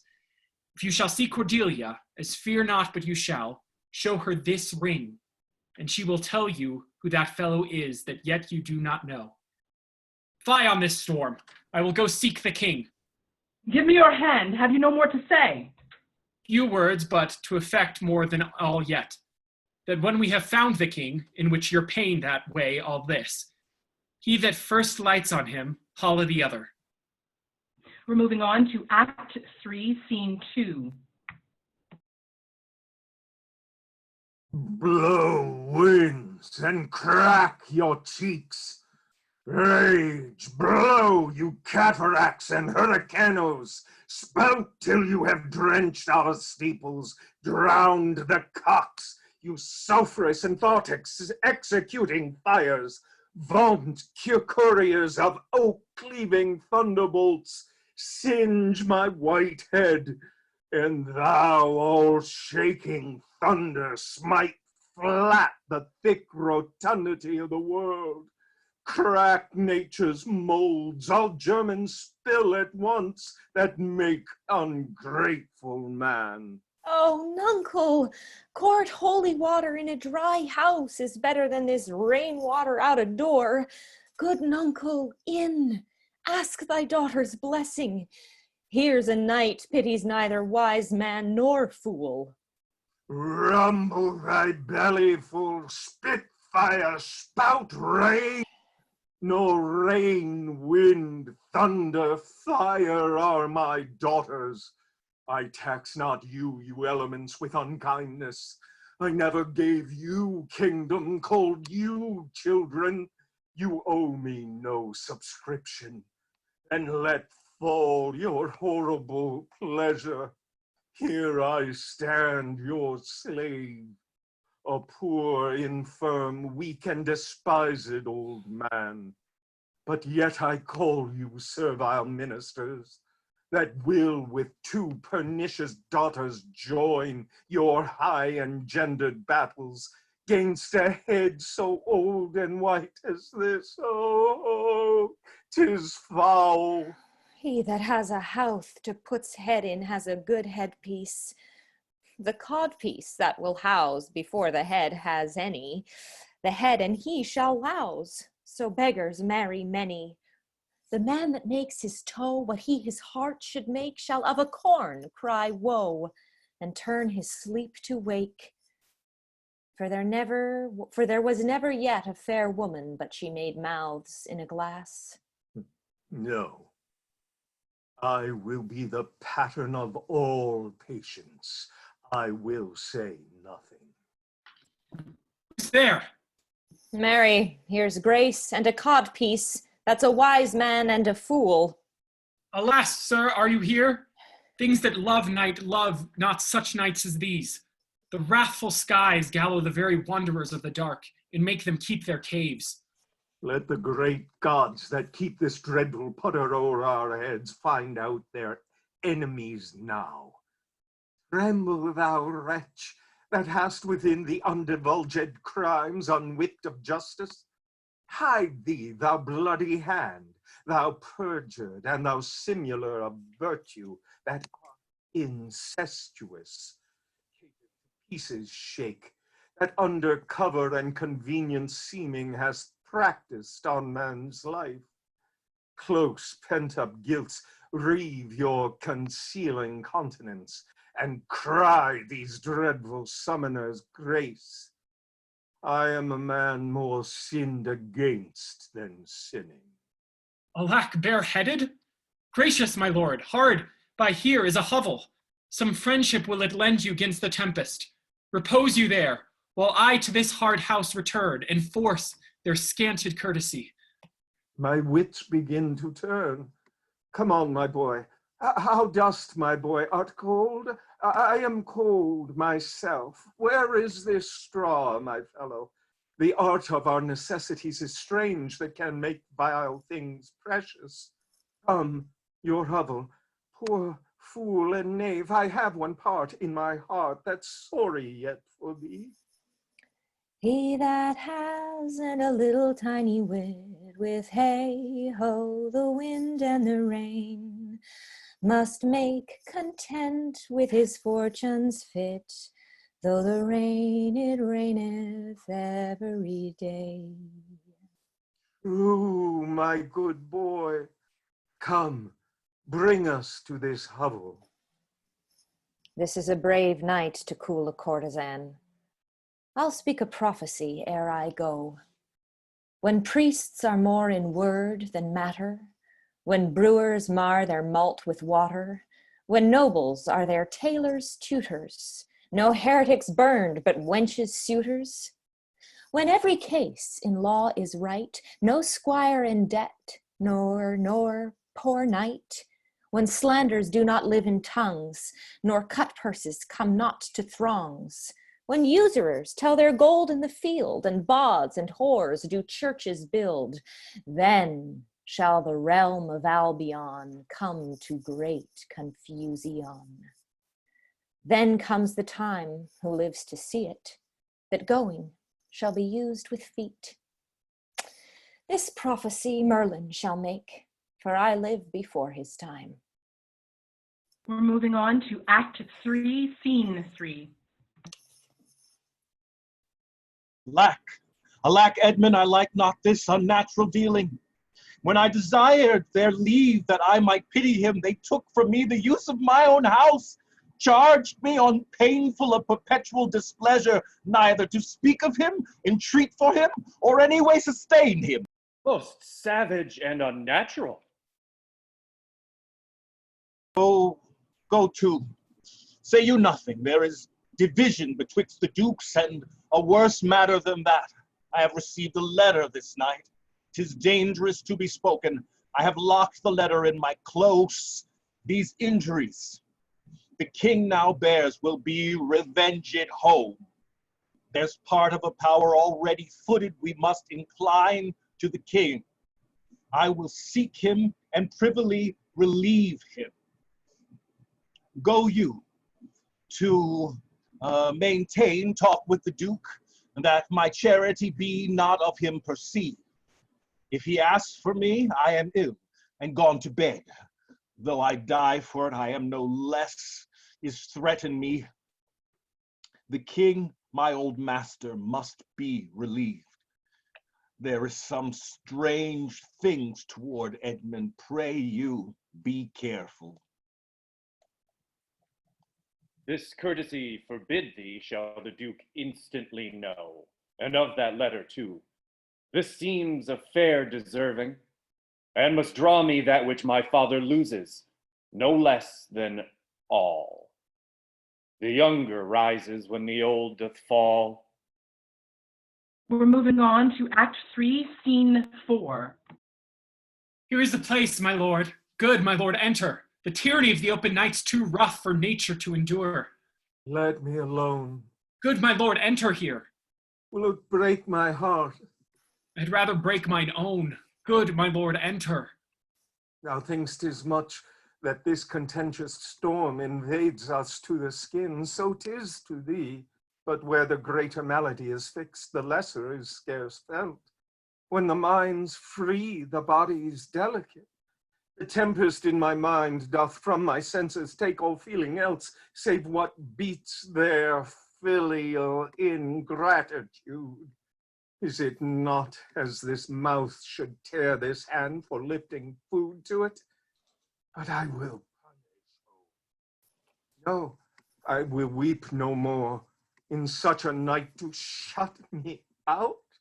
Pour on, I will endure in such a night as this. O Regan, Goneril, your old kind father, whose frank heart gave all, oh, that way madness lies. Let me shun that, no more of that. Good, my lord, enter here. Prithee, go in thyself, seek thine own ease. This tempest will not give me leave to ponder on things would hurt me more. But I'll go in. In, boy, go first. You houseless poverty, nay, get thee in. I'll pray and then I'll sleep. Poor naked wretches, wheresoe'er you are, that bide the pelting of this pitiless storm, that how shall your houseless heads and unfed sides, your looped and windowed raggedness, defend you from seasons such as these? Oh, I have ta'en too little care of this. Take physic, pomp. Expose thyself to feel what wretches feel, that thou mayst shape the superflux to them, and show the heavens more just. Fathom and half, poor Tom. I'm not in here, Nuncle. Here's a spirit. Help me, help me. Give me thy hand. Who's there? A spirit, a spirit. He says his name's Poor Tom. What art thou that dost grumble there in the straw? Come forth. Away! The foul fiend follows me. Through the sharp hawthorn blows the cold wind. Hum. Go to thy cold bed and warm thee. Didst thou give all to thy 2 daughters, and art thou come to this? Who gives anything to poor Tom, whom the foul fiend hath led through fire and through flame, and through ford and whirlpool, o'er bog and quagmire, that hath laid knives under his pillow and halters in his pew, set ratsbanes by his porridge, made him proud of heart to ride on a bay trotting horse over 4-inch bridges, to course his own shadow for a traitor. Bless thy 5 wits.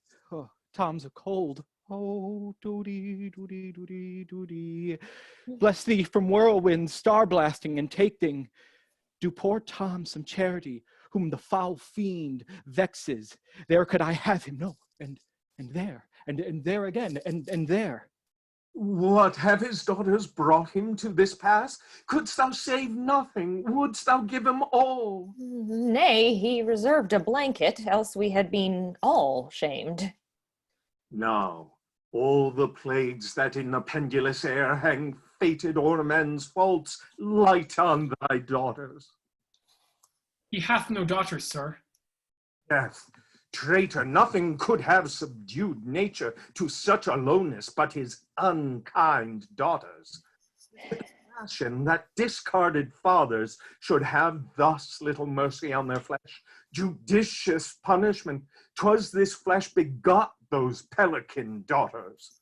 Pillicat sat on Pillicate Hill, alo, alo, lulu. This cold night will turn us all to fools and madmen. Take heed of the foul fiend.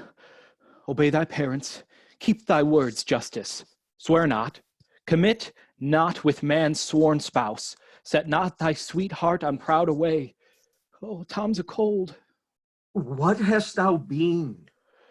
A serving man, proud in heart and mind, that curled my hair, wore gloves in my cap, served the lust of my mistress's heart, and did the act of darkness with her, swore as many oaths as I spake words, and broke them in the sweet face of heaven, one that slept in the contriving of lust, and waked to do it. Wine loved I deeply, dice dearly, and women out-paramored the Turk.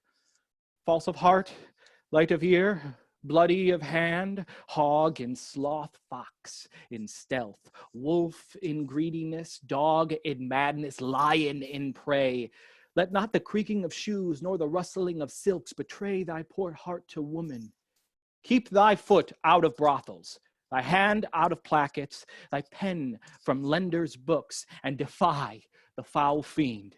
Still through the hawthorn blows the cold wind, says some money, nonny. Dolphin, my boy, Sessa, let him trot by. Thou wert better in a grave than to answer with thy uncovered body this extremity of the skies. Is man no more than this? Consider him well. Thou owest the worm no silk, the beast no hide, the sheep no wool, the cat no perfume. Ha! Here's 3 ons are sophisticated. Thou art the thing itself. Unaccommodated man is no more but such a poor, bare-forked animal as thou art. Off, you lendings, come unbutton here. Prithee, nuncle, be contented. 'Tis a naughty night to swim in.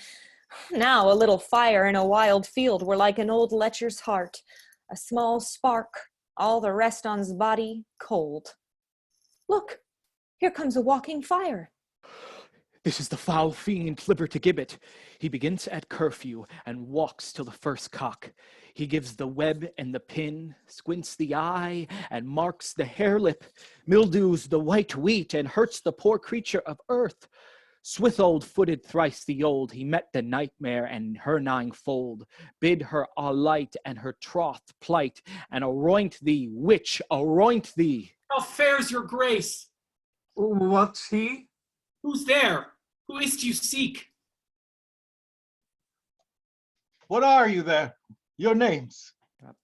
Poor Tom, that eats the swimming frog, the toad, the tadpole, the walt newt, and the water, that in fury of his heart, when the foul fiend rages, eats cow dungs for salads, swallows the old rat and the ditch dog, drinks the green mantle of the standing pool, who is whipped from tithing to tithing and stocked, punished, and imprisoned, who hath had 3 suits to his back, 6 shirts to his body, horse to ride and weapon to wear, but mice and rats and such small deer have been Tom's food for 7 long year. Beware my follower, peace smoke and peace, thou fiend. What, hath your grace no better company? The Prince of Darkness is a gentleman, Modo he's called, and Mahu. Our flesh and blood, my lord, is grown so vile that it doth hate what gets it.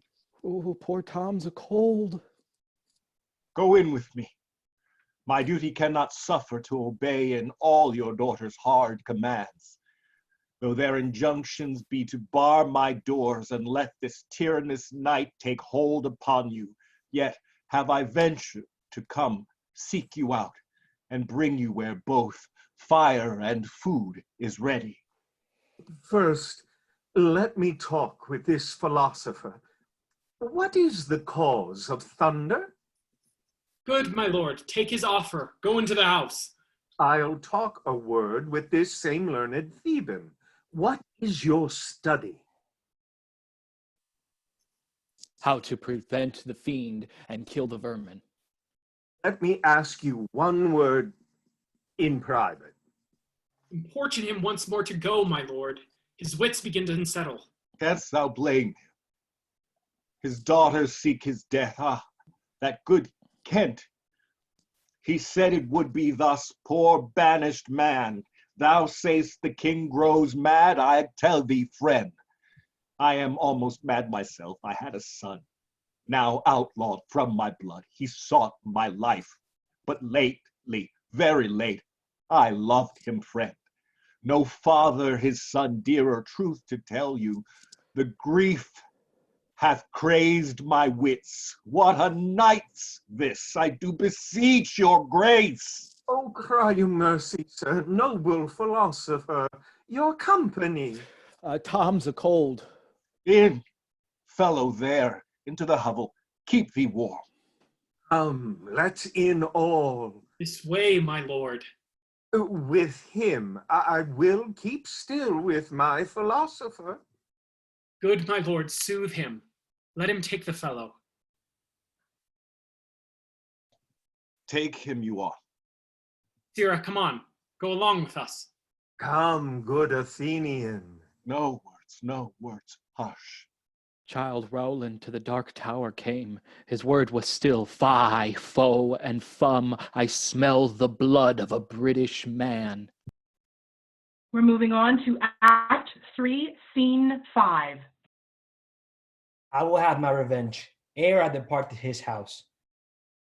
How, my lord, I may be censured that nature this gives way to loyalties, something fears me to think of. I now perceive. It was not altogether your brother's evil disposition made him seek his death, but a provoking merit, set at work by a reprovable badness in himself. How malicious is my fortune that I must repent to be just? This is the letter he spoke of, which approves him an intelligent party to the advantages of France. Oh heavens, that this treason were not, or not I, the detector. Go with me to the Duchess. If the matter of this paper be certain, you have mighty business in hand. True or false, it has made thee Earl of Gloucester. Seek out where thy father is, that he may be ready for our apprehension. If I find him comforting the king, it will stuff his suspicion more fully. I will persever in my course of loyalty, though the conflict be sore between that and my blood. I will lay trust upon thee, and thou shalt find a dearer father in my love. We're moving on to Act 3, Scene 6.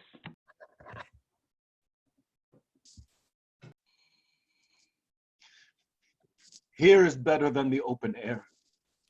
Take it, thankfully. I will piece out the comfort with what addition I can. I will not be long from you. All the power of his wits have given way to his impatience. The gods reward your kindness. Frateretto calls me and tells me Nero is an angler in the lake of darkness. Pray, innocent, and beware the foul fiend. Prithee, nuncle, tell me whether a madman be a gentleman or a yeoman. A king. A king. No, he's a yeoman that has a gentleman to his son, for he's a mad yeoman that sees his son a gentleman before him. To have 1,000 with red burning spits to come hissing in upon him. Oh, the foul fiend bites my back. He's mad that trusts in the tameness of a wolf, a horse's health, a boy's love, or a whore's oath. It shall be done. I will rein them straight. Come, sit thou here, most learned justicer. Thou, sapient sir, sit here. Now, you she-foxes. Look where he stands and glares. Wantest thou eyes at trial, madam? Come o'er the bourne, Bessie, to me. Her boat hath a leak, and she must not speak why she dares not to come over to thee. How do you, sir? Stand you not so amazed? Will you lie down and rest upon the cushions? I'll see their trial first. Bring in their evidence. Thou robed man of justice, take thy place, and thou, his yoke fellow of equity, bench to his side. You are of the commission, sit you too. Let us deal justly. Sleepest or wakest thou, jolly shepherd? Thy sheep be in the corn, and for one blast of thy minikin mouth, thy sheep shall take no harm. Purr as the cat is gray. Arraign her first, 'tis Goneril. I here take my oath before this honorable assembly, she kicked the poor king her father. Come hither, mistress. Is your name Goneril? She cannot deny it. Cry you mercy. I took you for a joint stool.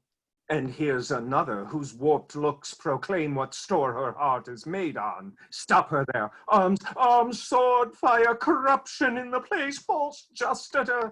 Why hast thou let her escape? Bless thy 5 wits. Oh, pity. Sir, where is the patience now that thou so oft have boasted to retain? My tears begin to take his part so much they mar my counterfeiting. The little dogs and all, Tray, Blanche, and Sweetheart, see, they barked at me. Tom will throw his head at them. Avaunt, you curse!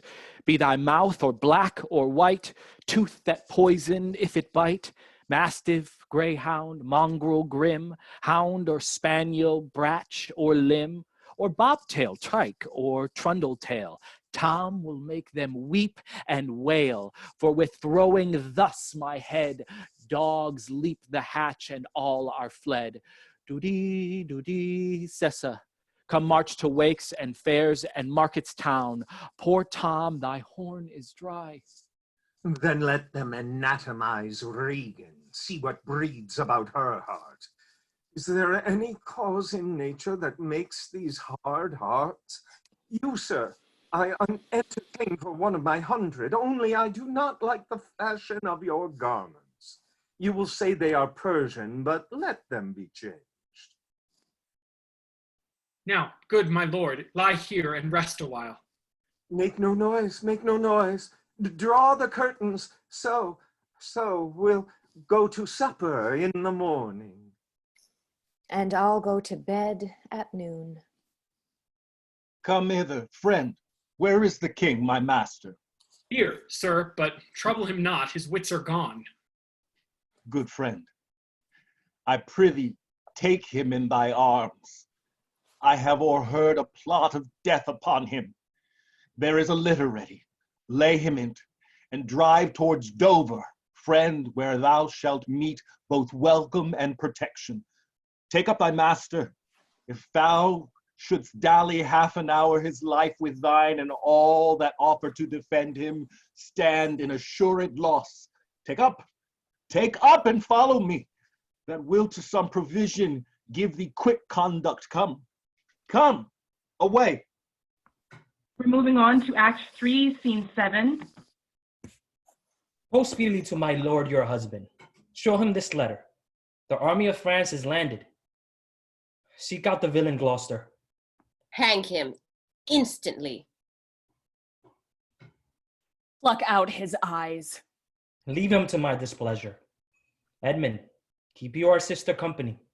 The revenges we are bound to take upon your treacherous father are not fit for your beholding. Advise the Duke where you are going to a most festive preparation. We are bound to the like. Our post shall be swift and intelligent between us. Farewell, dear sister. Farewell, my lord of Gloucester. How now? Where's the king? My lord of Gloucester hath conveyed him hence.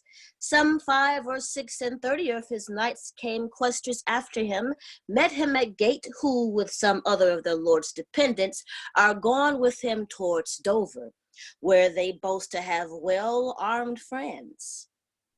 Get horses for your mistress. Farewell, sweet lord and sister. Edmund, farewell. Go seek the traitor Gloucester. Pinion him like a thief. Bring him before us. Though we may not pass upon his life without the form of justice, yet our power should do a courtesy to our wrath, which man may blame but not control. Who's there? The traitor? Ingrateful fox, 'tis he. Bind his fast, corky arms. What means your graces? Good my friends, consider you are my guests. Do me no foul play, friends. Bind him, I say. Hard, hard, O filthy traitor. Unmerciful lady, as you are, I'm none. To this chair bind him, villain. Thou shalt find. By the gods, 'tis most ignobly done to pluck me by the beard. So white and such a traitor. Naught, lady, these hairs, which thou dost ravish from my chin, will quicken and accuse thee. I am your host. With robbers' hands my hospitable favors you should not ruffle thus. What will you do? Come, sir. What letters had you late from France? Be simple answered, for we know the truth. And what confederacy have you with the traitors late-footed in the kingdom? Whose hands have you sent the lunatic king? Speak. I have a letter guessingly set down, which came from one that's of a neutral heart, and not from one opposed. Cunning? And false. Where hast thou sent the king? To Dover. Wherefore to Dover?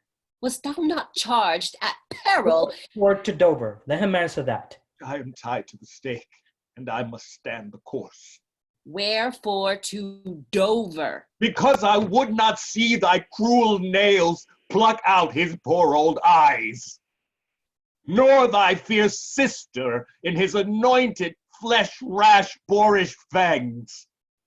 The sea, with such a storm as his bare head in hell-black night endured, would have buoyed up and quenched the stellid fires, yet poor old heart, he hoped the heavens to rain. If wolves had at the gate howled that dern time, thou shouldst have said, good porter, turn the key. All cruels else subscribe, but I shall see the winged vengeance overtake such children. See it? Shall thou never. Fellows, hold the chair. Upon these eyes of thine, I'll set my foot. He that will think to live till he be old, give me some elbow gruel. Oh, you gods! One side will mock another, the other out too. If you see vengeance. Hold your hand, my lord. I have served you ever since I was a child, but better service have I never done you than now to bid you hold. How now, you dog? If you did wear a beard upon your chin, I'd shake it on this quarrel. What do you mean? My villain. Nay, then, come on and take the chance of anger. Give me thy sword, a peasant. Stand up thus? Oh, I am slain, my lord. You have one eye left to see some mischief on him. Oh! Lest it see more, prevent it. Out, vile jelly! Where is thy luster now? all dark and comfortless. Where's my son Edmund? Edmund, enkindle all the sparks of nature to quit this horrid act. Out, treacherous villain! Thou call'st on him that hates thee. It was he that made the overture of thy treason to us, who is too good to pity thee. Oh, my follies. Then Edgar was abused. Kind gods, forgive me that and prosper him. Go thrust him out at gates, and let him smell his way to Dover. How is't, my lord? How look you? I have received a hurt. Follow me, lady. Turn out that eyeless villain. Throw his slave upon the dunghill. Regan, I bleed apace. Untimely comes this hurt. Give me your arm. We're moving on to Act 4, Scene 1. Yet better thus, and known to be contemned, than still contemned and flattered. To be worst, the lowest and most dejected thing of fortune stands still in esperance, lives not in fear. The lamentable change is from the best, the worst returns to laughter. Welcome then, thou unsubstantial air that I embrace. The wretch that thou hast blown unto the worst owes nothing to thy blasts. Wait, but who comes here? My father? Poorly led world, oh world, but that thy strange mutations make us hate thee, life would not yield to age. Oh, my good lord, I have been your tenant and your father's tenant these 80 years. Away, get thee away, good friend, be gone. Thy comforts can do me no good at all. They may hurt. You cannot see your way. I have no way, and therefore want no eyes. I stumbled when I saw. Full oft is seen our means secure us, and our mere defects provide our commodities. Oh, dear son Edgar, the food of thy abused father's wrath. Might I but live to see thee in my touch, I'd say I had eyes again.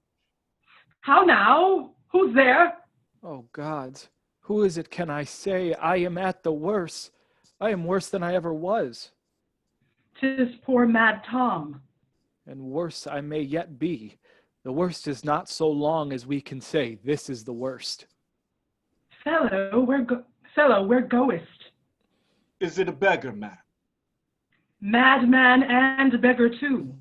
He has some reason, else he could not beg. The last night's storm I such a fellow saw, which made me think a man a worm. My son came then into my mind, and yet my mind was then scarce friends with him. I have heard more since, as flies to wanton boys are we to the gods, they kill us for their sport. How should this be? Bad is the trade that must play fool to sorrow, angering itself and others. Bless thee, master. Is that the naked fellow? Aye, my lord. Then prithee get thee gone. If for my sake thou wilt o'ertake us hence a mile or twain, near the way toward Dover, do it for ancient love, and bring some covering for this naked soul, which I'll entreat to lead me. Alack, sir, he is mad. 'Tis the time's plague when madmen lead the blind. Do as I bid thee, or rather do thy pleasure. Above the rest, be gone. I'll bring him the best peril that I have. Come on, what will. Sirrah, naked fellow. Poor Tom's a cold. I cannot daub it further. Come hither, fellow. And yet I must. Bless thy sweet eyes, they bleed. Know'st thou the way to Dover? Both stile and gate, horseway and footpath. Poor Tom hath been scared out of his good wits. Bless thee, good man's son, from the foul fiend. Here, take this purse, thou whom the heavens plagues have humbled to all strokes, that I am wretched, makes thee happier. Heaven's deal so still. Let the superfluous and lust-dieted man that slaves your ordinance, that will not see, because he does not feel your power quickly. So distribution should undo excess, and each man have enough. Dost thou know Dover? Aye, master. There is a cliff, whose high and bending head looks fearfully in the confined deep. Bring me but to the very brim of it, and I'll repair the misery thou dost bear with something rich about me. From that place I shall no needing lead. Give me thy arm. Poor Tom shall lead thee. We're moving on to Act 4, Scene 2. Welcome, my lord. I marvel our mild husband not met us on the way. Now, where's your master? Madam, within, but never man so changed. I told him of the army that was landed, he smiled at it. I told him you were coming, his answer was the worse. Of Gloucester's treachery and of the loyal service of his son, when I informed him, then he called me sot, and told me I had turned the wrong side out. What most he should dislike seems pleasant to him, what like offensive. Then shall you go no further. It is the cowish terror of his spirit that dares not undertake. He'll not feel wrongs which tie him to an answer. Our wishes on the way may prove effects. Back, Edmund, to my brother. Hasten his musters and conduct his powers. I must change names at home and give the distaff into my husband's hands. This trusty servant shall pass between us. Ere long you are like to hear, if you dare venture in your own behalf, a mistress's command. Wear this, spare speech. Decline your head. This kiss, if it durst speak, would stretch thy spirits up into the air. Conceive and fare thee well.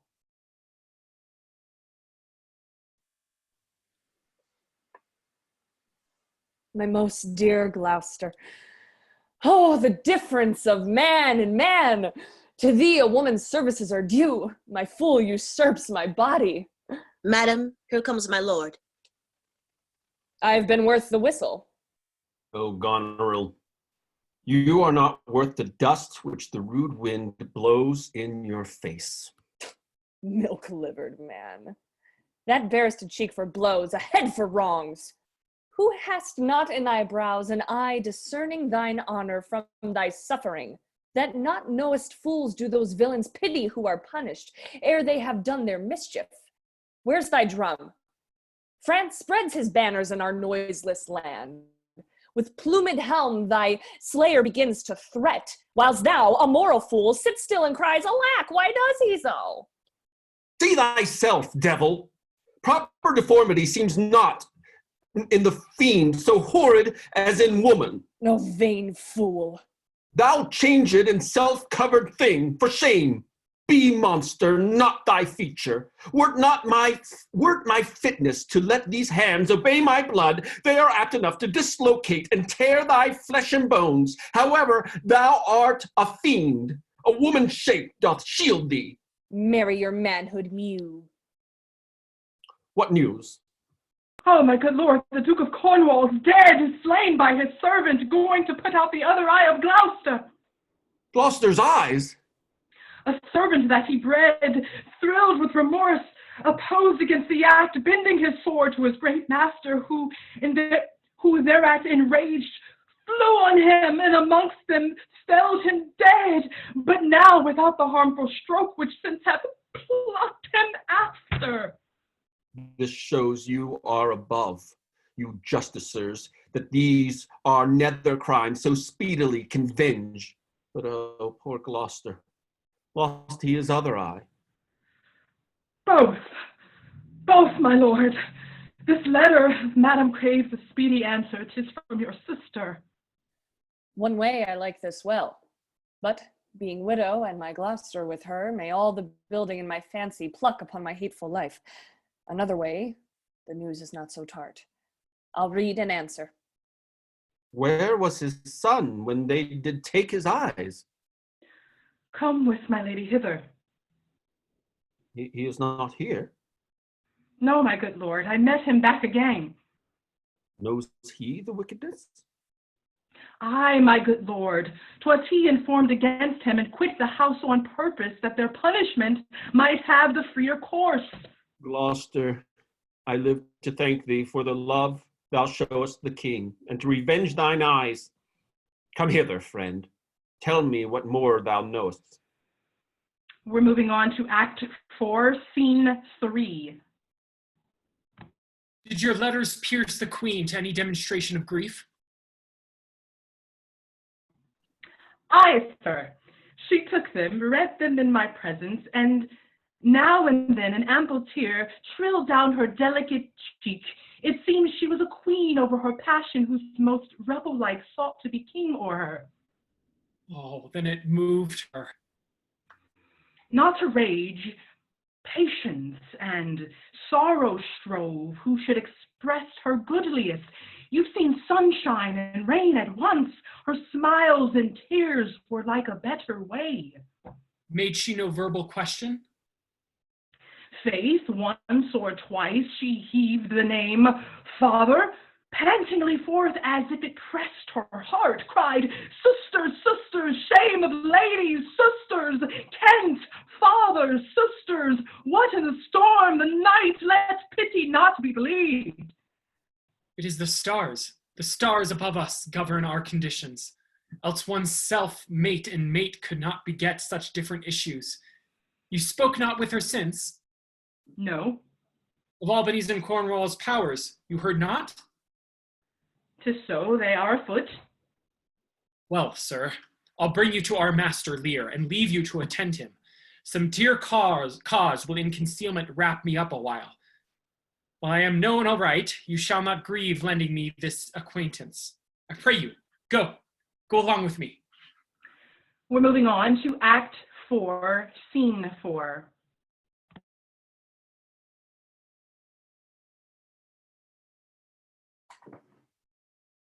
Alack, 'tis he. Why, he was met even now as mad as the vexed sea, singing aloud, crowned with rank furmiter and furrow weeds, with hardocks, hemlock, nettles, cuckoo flowers, darnel, and all the idle weeds that grow in our sustaining corn. A sentry send forth, search every acre in the high-grown field, and bring him to our eye. What can man's wisdom in the restoring of his bereaved sense? He that helps take all my outward worth. There is means, madam. Our foster nurse of nature is repose, the which he lacks, and that to provoke in him are many simples operative, whose power will close the eye of anguish. All blessed secrets, all you unpublished virtues of the earth spring with my tears. Be aidant and remediate in the good man's distress.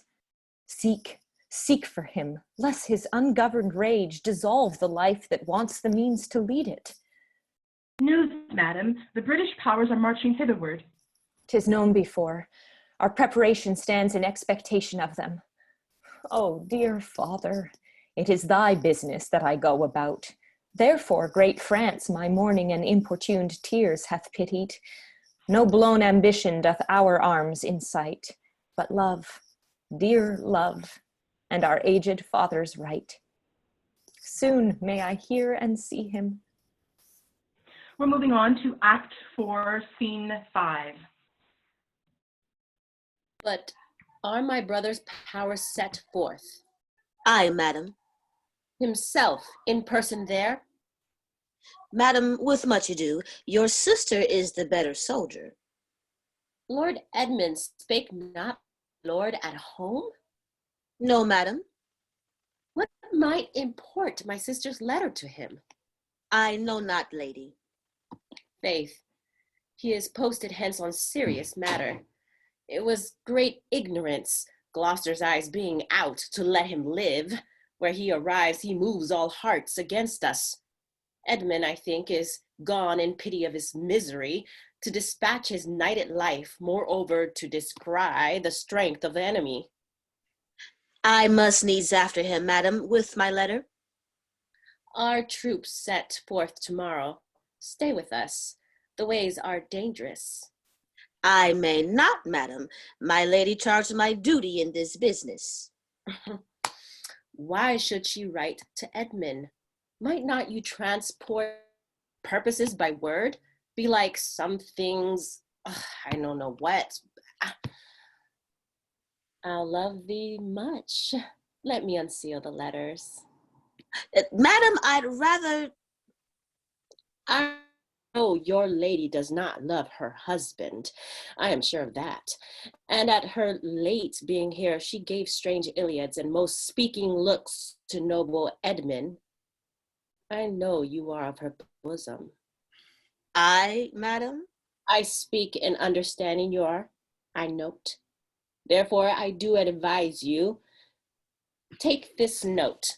My lord is dead. Edmund and I have talked, and more convenient is he for my hand than for your lady's. You may gather more. If you do find him, pray you, give him this. And when your mistress hears thus much, I pray desire her wisdom to her. So fare you well. If you do chance to hear from a blind traitor, preferment falls on him that cuts him off. Would I could meet him, madam. I should show what party I do follow. Fare thee well. Moving on to Act 4, Scene 6. When shall I come to the top of that same hill? You do climb it now. Look how we labor. Methinks the ground is even. Horrible, steep. Hark, do you hear the sea? No, truly. Ah, why then your other senses grow imperfect by your eyes' anguish. So it may be indeed. Methinks thy voice is altered, and thou speaks in better phrase and matter than thou didst. You are much deceived, and in nothing am I changed but in my garments. Methinks you are better spoken. Come on, sir. Here's the place. Stand still. Oh, how fearful and dizzy 'tis to cast one eye so low. The crows and choughs that wing the midway air show scarce so gross as beetles. Halfway down hangs one that gathers samphire, dreadful trade. Methinks he seems no bigger than his head. The fishermen that walk upon the beach appear like mice, and yon tall anchoring bark diminished to her cock a buoy almost too small for sight. The murmuring surge that on the unnumbered idle pebbles chafes cannot be heard so high. I'll look no more, lest my brain turn and the deficient sight topple down headlong. Set me where you stand. Give me your hand. You are now within a foot of the extreme verge. For all beneath the moon would I not leap upright. Let go my hand. Here, friends, another purse. In it a jewel, well worth a poor man's taking. Fairies and gods, prosper it with thee. Go thou farther off. Bid me farewell, and let me hear thee going. Now, fare thee well, good sir. With all my heart. Why I do trifle thus with his despair is done to cure it. O you mighty gods, this world I do renounce, and in your sights shake patiently my great affliction off. If I could bear it longer and not fall to quarrel with your great opposeless wills, my snuff and loathed part of nature should burn itself out. If Edgar live, oh, bless him. Now, fellow, fare thee well. Gone, sir, farewell! And yet I not know how conceit may rob the treasury of life, when life itself yields to the theft. Had he been where he thought by this had thought been past, alive or dead? Ho, sir, friend, here you are, speak. Thus might he pass indeed, yet he revives. What are you, sir? Away and let me die. Hadst thou been aught by gossamer feathers air, so many fathom down precipitating, thou'd shivered like an egg, but thou dost breathe. Hast heavy substance, bleedest not, speakest, art sound. 10 masts at each make not the altitude which thou hast perpendicularly fell. Thy life's a miracle. But Yet again. But have I fallen or no? From the dread summit of this chalky bourne, look up a height. The shrill gorge lark so far cannot be seen or heard. Do but look up. Alack, I have no eyes. Is wretchedness deprived that benefit to end itself by death? 'Twas yet some comfort when the misery could beguile the tyrant's rage and frustrate his proud will. Give me your arm. Up so. How is it? Feel your legs? You stand. Too well. Too well. This is above all strangeness. Upon the crown of the cliff, what thing was that which parted from you? A poor unfortunate beggar. As I stood here below, methought his eyes were 2 full moons. He had 1,000 noses, horns whelked and waved like the enrigid sea. It was some fiend. Therefore, thou happy father, think that the clearest gods who make them honors of men's impossibilities have preserved thee. I do remember now. Henceforth I'll bear affliction till it do cry out itself, enough, enough, and die. That thing you speak of, I took it for a man. Often 'twould say, the fiend, he led me to that place. Bear free and patient thoughts. But who comes here? The safer sense will ne'er accommodate his master thus. No, they cannot touch me for coining. I am the king himself. Oh, thy side-piercing sight. Nature's above art in that respect.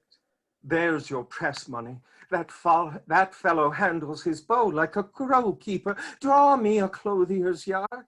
Look, a mouse. Oh, peace. This piece of toasted cheese will do it. There's my gauntlet. I'll prove it on a giant. Ring up the brown bills. Oh, well-flown beard in the clout. Give the word. Sweet marjoram. I know that voice. Goneril with a white beard. They flattered me like a dog and told me I had white hairs in my beard ere the black ones were there. To say aye and no to everything that I said, aye and no to, was no good divinity.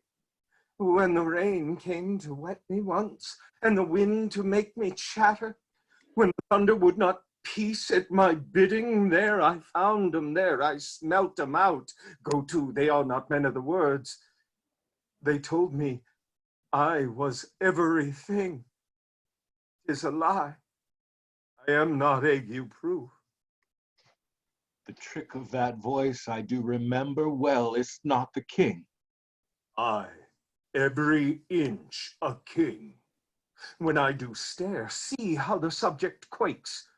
I pardon that man's life. What was thy cause?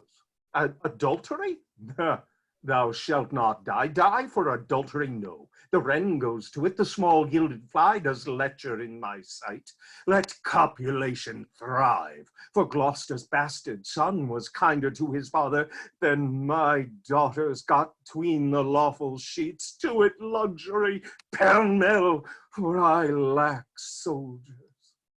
Oh, let me kiss that hand. Let me wipe it first. It smells of mortality. O ruined piece of nature, this great world shall so wear out to naught. Dost thou know me? I remember thine eyes well enough. Dost thou squint at me? No, do thy worst, blind Cupid, I'll not love. Read thou this challenge, mark but the penning of it. Where all the letters sons I could not see. I would not take this from subject. It is, and my heart breaks at it. Read. What with the case of eyes? Oh, Are you there with me? No eyes in your head, nor no money in your purse? Your eyes are in a heavy case, your purse in a light, yet you see how this world goes. I see it feelingly. What? Art mad? A man may see how this world goes with no eyes. Look with thine ears. See how yon justice rails upon yon simple thief. Hark in thine ear, change places, and handy-dandy, which is the justice, which is the thief? Thou hast seen a farmer's dog bark at a beggar? Aye, sir. And the creature run from the cur. There thou mightst behold a great image of authority, a dog's obeyed in office. Thou rascal beetle, hold thy bloody hand. Why dost thou lash that whore? Strip thine own back. Thou haply lust use her in that kind, for which thou whipst her. The usurer hangs the cousin her throat, though tattered clothes small vices do appear. Robes and furred gowns hide all. Get thee glass eyes, and like a scurvy politician, seem to see the things thou dost not. Now, pull off my boots. Harder, harder so. Oh, matter and impertinency mixed, reason in madness. If thou wilt weep my fortunes, take mine eyes. I know thee well enough, thy name is Gloucester. Thou must be patient, we came crying hither. Thou knowest, the first time that we smell the air, we'll wail and cry. I will preach to thee, mark. Alack, alack the day. When we are born, we cry that we are come to this great stage of fools. 'Tis a good block. It were a delicate stratagem to shoe a troop of horse with felt. I'll put it in proof, and when I have stolen upon these sons-in-law, then kill, kill, kill, kill, kill, kill! Oh, here he is. Lay hand upon him. Sir, your most dear daughter. No rescue? What? A prisoner? I am even the natural fool. For you use me well, you shall have ransom. Let me have surgeons, I am cut to the brains. You shall have anything. No seconds? All myself? Why, this would make a man of salt to use his eyes for garden water pots and laying autumn's dust. Good sir. I will die bravely like a bridegroom. What? I will be jovial. Come, come. I am a king. My masters know you that. You are a royal one, and we obey you. Then there's life in it. And you get it. You shall get it with running. Sa, sa, sa, sa, sa, sa, sa. A sight most pitiful in the meanest wretch, past speaking of in a king. Thou hast one daughter who redeems nature from the general curse, which twain have brought her to. Hail, gentle sir. Sir, speed you. What's your will? Do you hear aught, sir, of a battle toward? Most sure and vulgar, everyone hears that, which can distinguish sound. But by your favor, how near's the other enemy? Near and on speedy foot. The main this cry stands on the hourly salt. Ah, thank you, sir, that's all. Though that the queen on special cause is here, her army is moved on. Ah, thank you, sir. You ever gentle gods, take my breath from me. Let not my worser spirit tempt me again to die before you please. Well, pray you, father. Now, good sir, what are you? A most poor man, made tame to fortune's blows, who by the art of known and feeling sorrows am pregnant to good pity. Give me your hand, I'll lead you to some biding. Hearty thanks. The bounty and the benison of heaven, to boot, to boot. A proclaimed prize, most happy. That eyeless head of thine was first framed flesh to raise my fortunes. Thou old unhappy traitor, briefly thyself remember, the sword is out that must destroy thee. Now let thy friendly hand put strength enough to it. Wherefore, bold peasant, darest thou support a published traitor?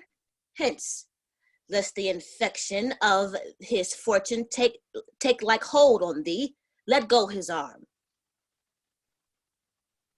Will not let go there without further occasion. Let go, slave, or thou diest. Good gentlemen, go your gate, and let poor Volk pass, and should a had been zwiggered out of my life, would not have been so long as to buy a fortnight. Nay, come not here near the old man, keep out. Chivor ye and I's, whether you custard or mere baller be the harder, she'll be plain with you. Out, dunghill. She'll pick your teeth, sir, come no matter vor your foins. Slave, thou hast slain me. Villain, take my purse. If ever thou wilt thrive, bury my body, and give the letters which thou findest about me to Edmund, Earl of Gloucester. Seek him out upon the British party. Oh, untimely death! Death! I know thee well, a serviceable villain, as duteous to the vices of thy mistress as badness would desire. What is he dead? Sit you down, father, rest you. Let's see these pockets. The letters that he speaks of may be my friends. He's dead. I'm only sorry he had no other deathsman. Let us see. Leave. Gentle wax and manners, blame us not. To know our enemies' minds, we'd rip their hearts. Their papers is more lawful. Let our reciprocal vows be remembered. You have many opportunities to cut him off. If your will want not, time and place will be fruitfully ordered. There is nothing done if he return the conqueror. Then am I the prisoner, and his bed my jail. From the loathed warmth whereof deliver me, and supply the place for your labor. Your wife, so I would say, affectionate servant, Goneril. Oh, indistinguished space of woman's will, a plot upon her virtuous husband's life, and the exchange, my brother. Here in the sands, thee I'll rake up the post unsanctified of murderous lechers, and the mature time with this ungracious paker strike the sight of the death practice duke. For him 'tis well that of thy death and business I can tell. The king is mad. How stiff is my vile sense that I stand up and have ingenious feeling of huge sorrows.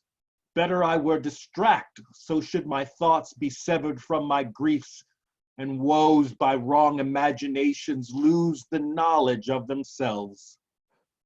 Give me your hand. Far off methinks I hear the beaten drum. Come, father, I'll bestow you with a friend. We're moving on to Act 4, Scene 7. O thou good Kent, how shall I live and work to match thy goodness? My life will be too short, and every measure fail me. To be acknowledged, madam, is o'erpaid.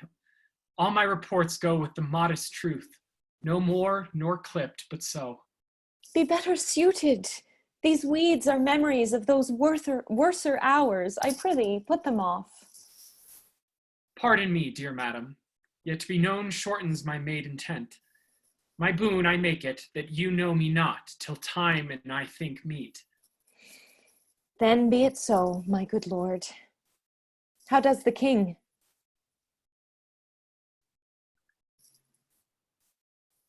Madam, sleep still.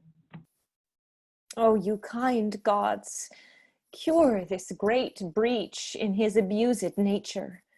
Th' untuned and jarring senses, O wind up of this child changed father. So please your majesty that we may wake the king. He hath slept long. Be governed by your knowledge and proceed in this way of your own will. Aye, madam. In the heaviness of sleep we put fresh garments on him. Be by, good madam, when we do awake him, I doubt not of his temperance. Very well. Oh, my dear father, restoration, hang thy medicine on my lips, and let this kiss repair those violent harms that my two sisters have in thy reverence made. Kind and dear princess, Had you not been their father, these white flakes had challenged pity of them. Was this a face to be opposed against the warring winds? Mine enemy's dog, though he had bit me, should have stood that night against my fire. And wast thou fain, poor father, to hovel me with swine and rogues forlorn in short and musty straw? Alack! Alack! 'Tis wonder that thy life and wits at once had not concluded all. He wakes. Speak to him. Madam, do you, 'tis fittest. How does my royal lord? How fares your majesty? You do me wrong to take me out of the grave. Thou art a soul in bliss. I am bound upon a wheel of fire, that mine own tears do scald like molten lead. Sir, do you know me? You are a spirit, I know. Where did you die? Still far wide. He's scarce awake. Let him alone a while. Where have I been? Where am I? Fair daylight? I am mightily abused. I should e'en die with pity to see another thus. I know not what to say. I will not swear these are my hands. Let's see, I feel this pin prick. Would I were assured of my condition. Oh, look upon me, sir, and hold your hands in benediction o'er me. No, sir, you must not kneel. Pray do not mock me. I am a very foolish, fond old man, fourscore and upward, not an hour more nor less. And to deal plainly, I fear I am not in my perfect mind. Methinks I should know you and know this man, yet I am doubtful, for I am mainly ignorant what place this is, and all the skill I have remembers not these garments, nor I know not where I did lodge last night. Do not laugh at me, for as I am a man, I think this lady to be my child, Cordelia. And so I am. I am. Be your tears wet? Yes, faith, I pray, weep not. If you have poison for me, I will drink it. I know you do not love me, for your sisters have, as I do remember, done me wrong. You have some cause, they have not. No cause. No cause. Am I in France? In your own kingdom, sir. Do not abuse me.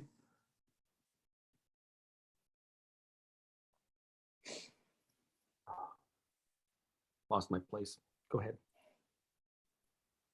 Be comforted, good madam.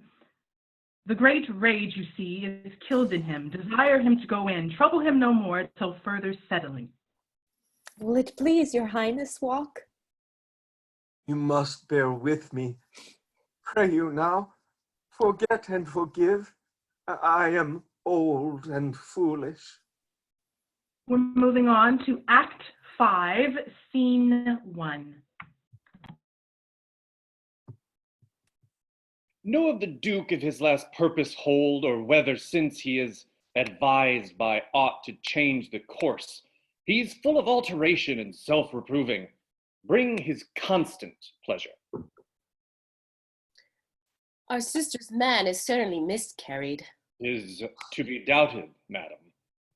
Now, sweet lord, you know the goodness I intend upon you.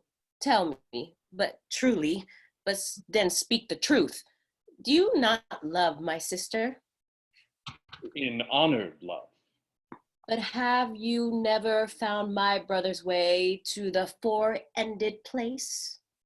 That thought abuses you. I am doubtful that you have been conjunct and bosom with her, as far as we call hers. No, by mine honor, madam. I never shall endure her. Dear my lord, be not familiar with her. Hear me not. She and the Duke, her husband. I had rather lose the battle than that sister should loosen him and me. Our very loving sister, well be met. Sir, this I hear, the king is come to his daughter with others whom the rigor of our state forced to cry out. Where I could not be honest, I never was valiant. For this business it touches us, as France invades our land, not bolds the king with others whom I fear most just and heavy causes make oppose. Sir, you speak nobly. Why is this reasoned? Combine together against the enemy, for these domestic and particular broils are not the question here. Let's then determine with the ancient of war on our proceeding. I shall attend you presently at your tent. Sister, you'll go with us? No. 'Tis most convenient. Pray you, go with us. Oh, I know the riddle. I will go. If e'er your grace had speech with man so poor, hear me one word. I'll overtake you. Speak. Before you fight the battle, ope this letter. If you have victory, let the trumpet sound for him that brought it. Wretch though I seem, I can produce a champion that will prove what is avowed here. If you miscarry, your business of the world hath so an end, and machination ceases. Fortunes love you. Stay till I have read the letter. Oh, I was forbid it. When the time shall serve, let but the herald cry, and I'll appear again. Why, fare thee well. I will o'erlook thy paper. The enemy is in view. Draw up your powers. Here is the guess of their true strength and forces by diligent discovery, but your haste is now urged on you.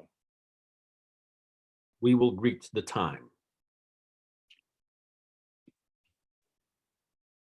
To both these sisters have I sworn my love, each jealous of the other as the stung are of the adder.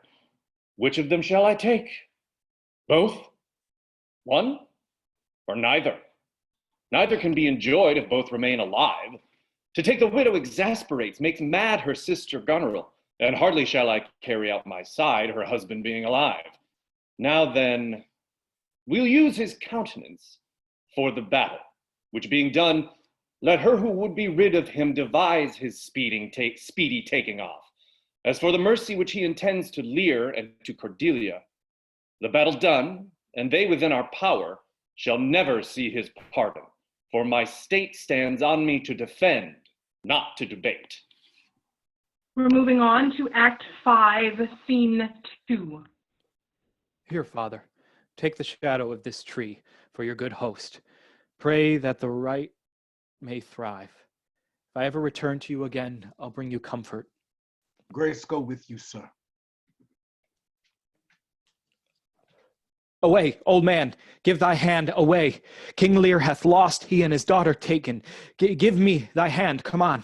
No farther, sir, a man may rot even here. What, in ill thoughts again? Men must endure their going hence, even as their coming hither. Ripeness is all. Come on. We're moving on to Act 5, Scene 3. Some officers take them away, good guard, until their greater pleasures first be known that are to censure them. We are not the first who with best meaning have incurred the worst. For thee, oppressed king, I am cast down. Myself could out-frown false fortune's frown. Shall we not see these daughters and these sisters? No, no, no, no, come, let's away to prison. We two alone will sing like birds in the cage. When thou dost ask me blessing, I'll kneel down and ask of thee forgiveness. So we'll live and pray and sing and tell old tales and laugh at gilded butterflies and hear poor rogues talk of court news. And we'll talk with them too, who loses and who wins, who's in, who's out, and take upon us the mystery of things, as if we were God's spies, and we'll wear out in a walled prison packs and sects of great ones that ebb and flow by the moon. Take them away. Oh, upon such sacrifices, my Cordelia, the gods themselves throw incense. Have I caught thee?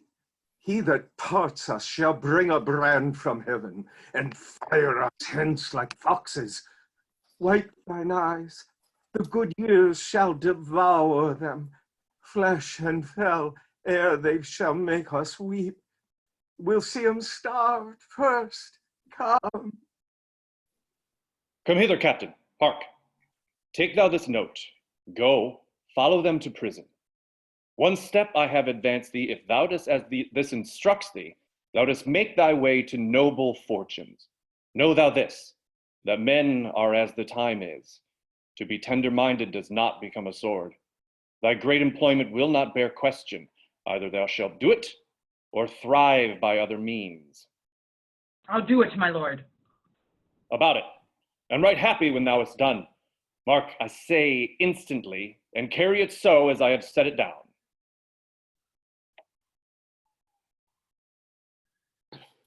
Sir, you have showed today your valiant strain, and fortune led you well. You have the captives who were opposites of this day's strife. We do require them of you, so to use them as we shall find their merits and our safety may equally determine. Sir, I thought it fit to send the old and miserable king to some retention and appointed guard, whose age has charms in it, whose title more, to pluck the common bosom on his side, and turn our impressed lances in our eyes which do command them. With him I sent the queen. My reason all the same, and they are ready tomorrow at a further space to peer where you shall hold your session. Sir, by your patience, I hold you but a subject of this war, not as a brother. That's as we list to grace him. Methinks our pleasure might have been demanded ere you had spoke so far. He led our powers, bore the commission of my place and person, the which immediacy may well stand up and call itself your brother. Not so hot.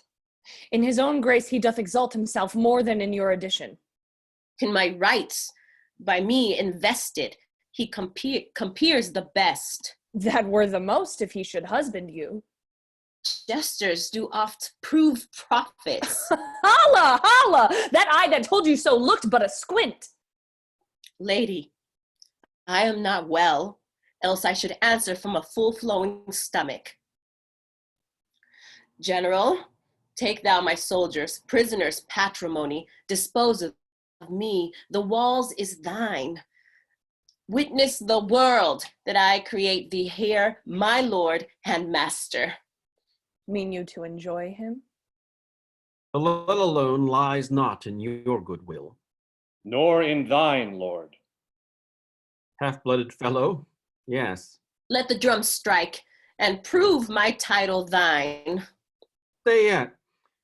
Hear reason.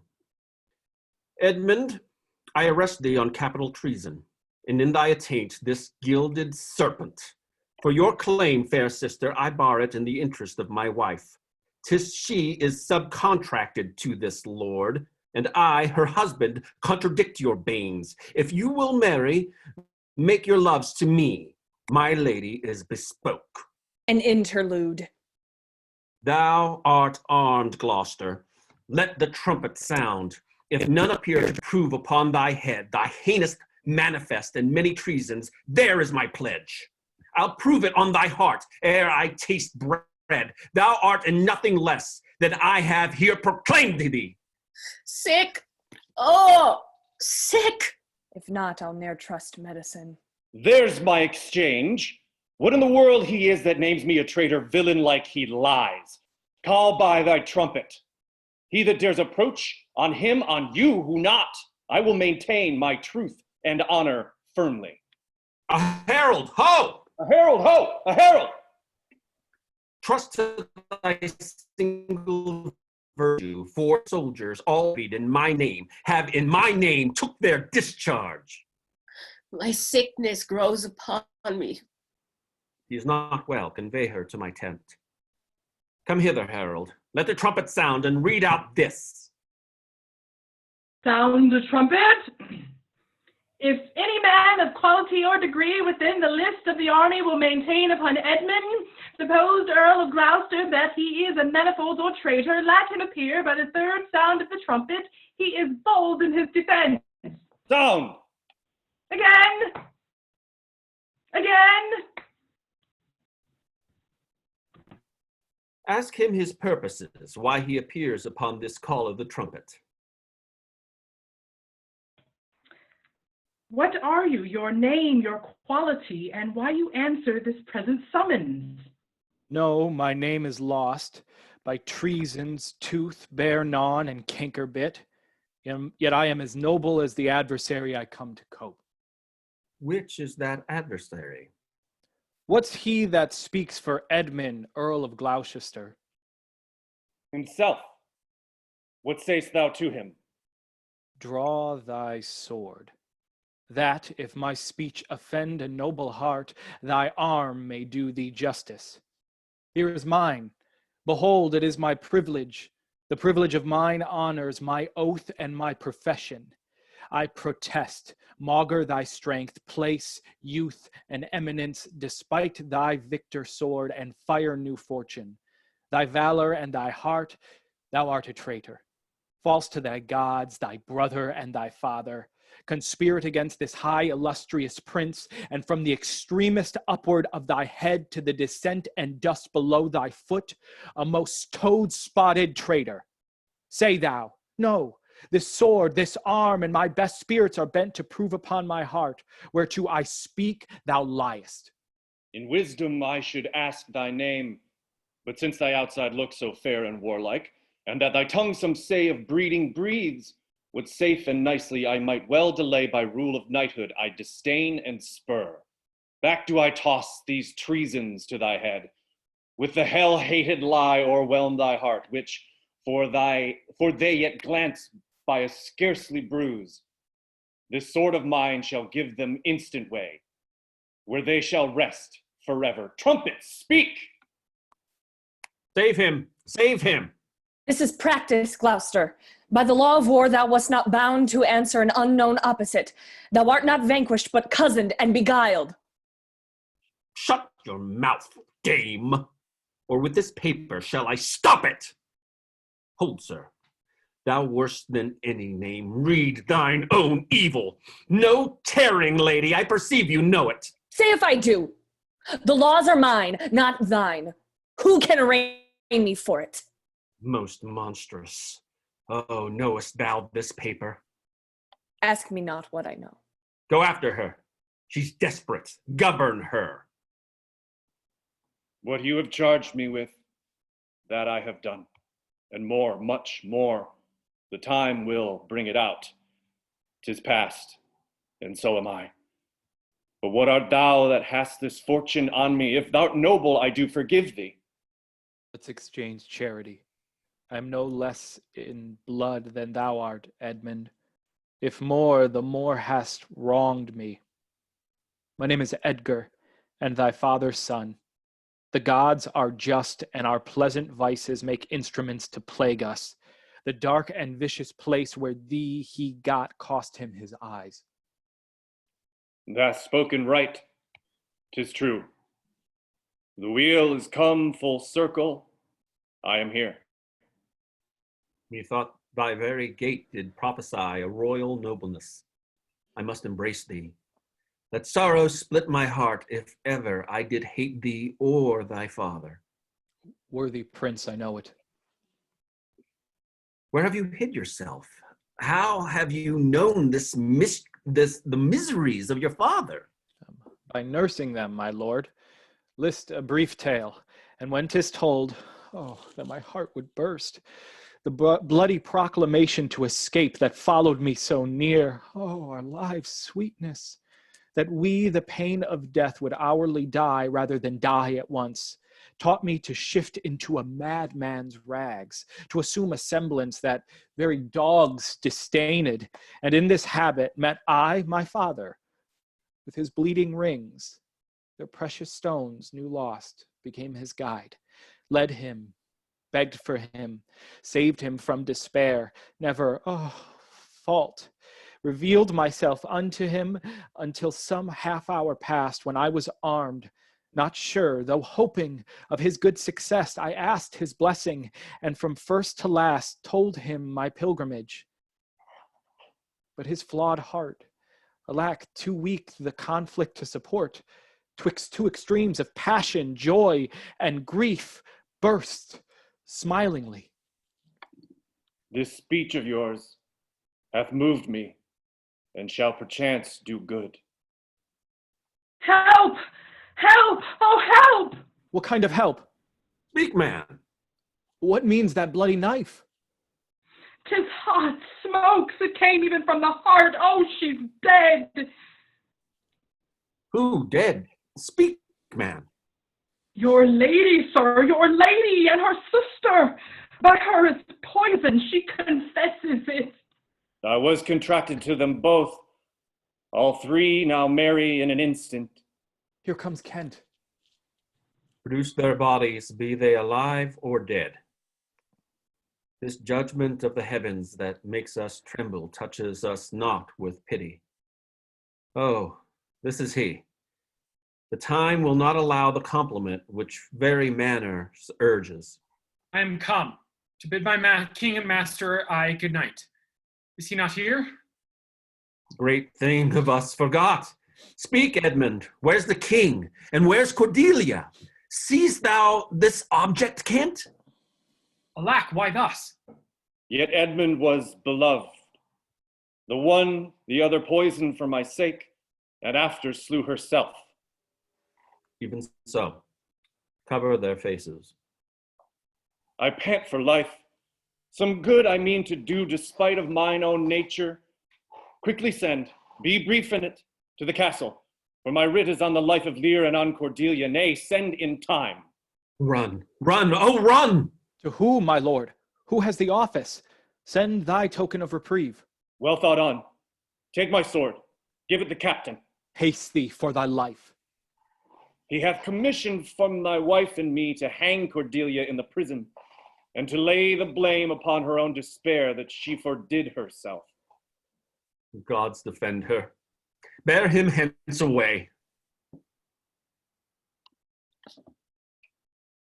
Howl, howl, howl, howl. Oh, you are men of stones. Had I your tongues and eyes, I'd use them so that heaven's vault should crack. She's gone forever.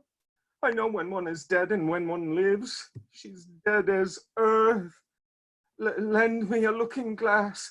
If that her breath will mist or stain the stone, why then she lives. Is this the promised end? Or image of that horror? Fall and cease. This feather stirs, she lives.